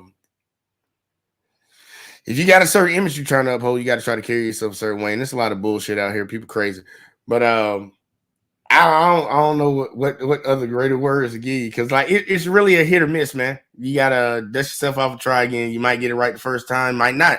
You just gotta keep navigating. And no matter how many times you get it right, you still gotta learn from that and be better. Yeah. That's nice. Well, I appreciate you, bro. I make sure I'll post your channel too in the chat, but also make sure everybody that's listening is gonna catch on the replay. Make sure you hit the link, like, share, subscribe to Let's Talk with JBJ. He talks about anything from Manosphere to sports to he does like a video game channel. He games as well. He plays Call of Duty and sports games and like other games. And then he does reactions as well. So it's a dope content channel. I think he has more than one channel, if I'm not mistaken. I got too many, man. I need to stop. Yeah, but I appreciate you stopping by, bro. If you want to hang out in the back and we can talk on the back stream in the end of the live, if you want, if you have time, if you got to run, let me know. I mean, I gotta take my ass to sleep. But I did want to tell you, hey, tomorrow, if anybody can make it, if they want to, it's just for me because it'll make me feel good. But you ain't got to come. 1 year anniversary of being on YouTube. Tomorrow marks 365 days of being on YouTube. So we're gonna have a little pop off, something like that. I might get a little fucked up, something like that. But all right, Mark is my boy. He'll inbox me, you know what I'm saying, randomly, and I'll just hop on through and show you that love, bro. I don't mind doing that. Oh man, what's up, man? Appreciate that shit. Will you drop a link? Because I asked stupid real quick for like 5 minutes, you know what I'm saying, for you. Say that again. Will you be dropping the link? Because I don't mind hopping on. Oh hell yeah. I'm bringing people up, man. Because like I'm gonna try to give out some tips tomorrow about like you want to start a channel and shit like that, and then I'll try to show like a little progression of my channel. I ain't no big YouTuber, y'all. I'm small as fuck, but it's just certain things that I'm picked up. Yeah, a lot of people, bro. I'm on the side like people don't know shit, and I tell them the same fucking basic stuff every goddamn day, and then they'll come in and I tell Marcus this is you got regular folks, internet folks, and content creators. And they all over the damn place. Only content creators know content creators. You know when you see them. Yep. You can tell about how the way they work. Yep. Right. I be telling people for 365 days, I ain't took a day off doing this shit. Like you got to put in that work, man. But yeah, if y'all got free time to come through, Marcus, link them up if you want to link them up. But I would greatly appreciate y'all if y'all did come through. But I will. Most definitely, bro. I'll send Grey Pill a link to your channel. All right, that's what's up, man. All right, man. Well, I thank you again, bro, for stopping by. I know you got to catch some Z's, and we'll be out there to support you tomorrow. All right, man. Appreciate y'all, man. Y'all have a good night, man. You too, bro. All right. After certain long tangents and long strokes and any other words, I appreciate you, grateful for stopping by, pulling up, and last remarks, sir. And it can be a long stroke for you because you've been patient. No, I'm gonna do Russell Simmons. God bless. Good night. As always, everybody, make sure you hit the link, like, share, subscribe to Great Pill. Make sure you hit the Cash App. What is your Cash App name again? Also, the Great Pill Podcast. Also, the Great Pill Podcast. At the Great Pill Podcast for Cash App, right? Yeah, and they just had a dope stream today. Passport Bros. They had people like QB Passport Flexin, Wes, Nixon. Despite what some people might call him as the ops, I call him a supporter. He's a cool dude. And he served his country. So shout out to all of them that were up there. Deuce, Toxic Twins Podcast.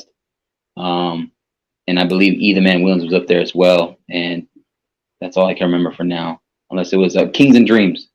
Kings and Dreams was there too. I made sure I pinned their links on their chat when it was there live. Other than that, also make sure you hit the link, like, share, subscribe to Canadian Born's Tech Talks. And that's about it, y'all. Thank you for coming by. Great Pill, put you in the bag real quick. All right, so this has been the third stream. I'm getting more used to it, getting comfortable. I appreciate and I'm grateful for every one person at one at a time or a plethora. Everybody that supports Jay's channel. This is still Jay Takashi's channel. He has given me a chance to do a platform from time to time. But this is supposed to be just for chill outs. This is not worth it to, fill yourself with certain things that don't need to be on your baggage, on your shoulders. So I want to say this: be careful, be safe. All the people out there in Florida who went through the hurricane, that was a disaster. Make sure you're safe. I will be making some prayers and making sure I can make some phone calls out there. I know people that live out there. Scam Likely, Wally's out there in Florida. A plethora of other people that need to be safe there. Please get shelter, get food, get resources, get medical. Anybody out there is going through a rough time right now, keep your head up, surround yourself against good support. And with that, I bid y'all a good night.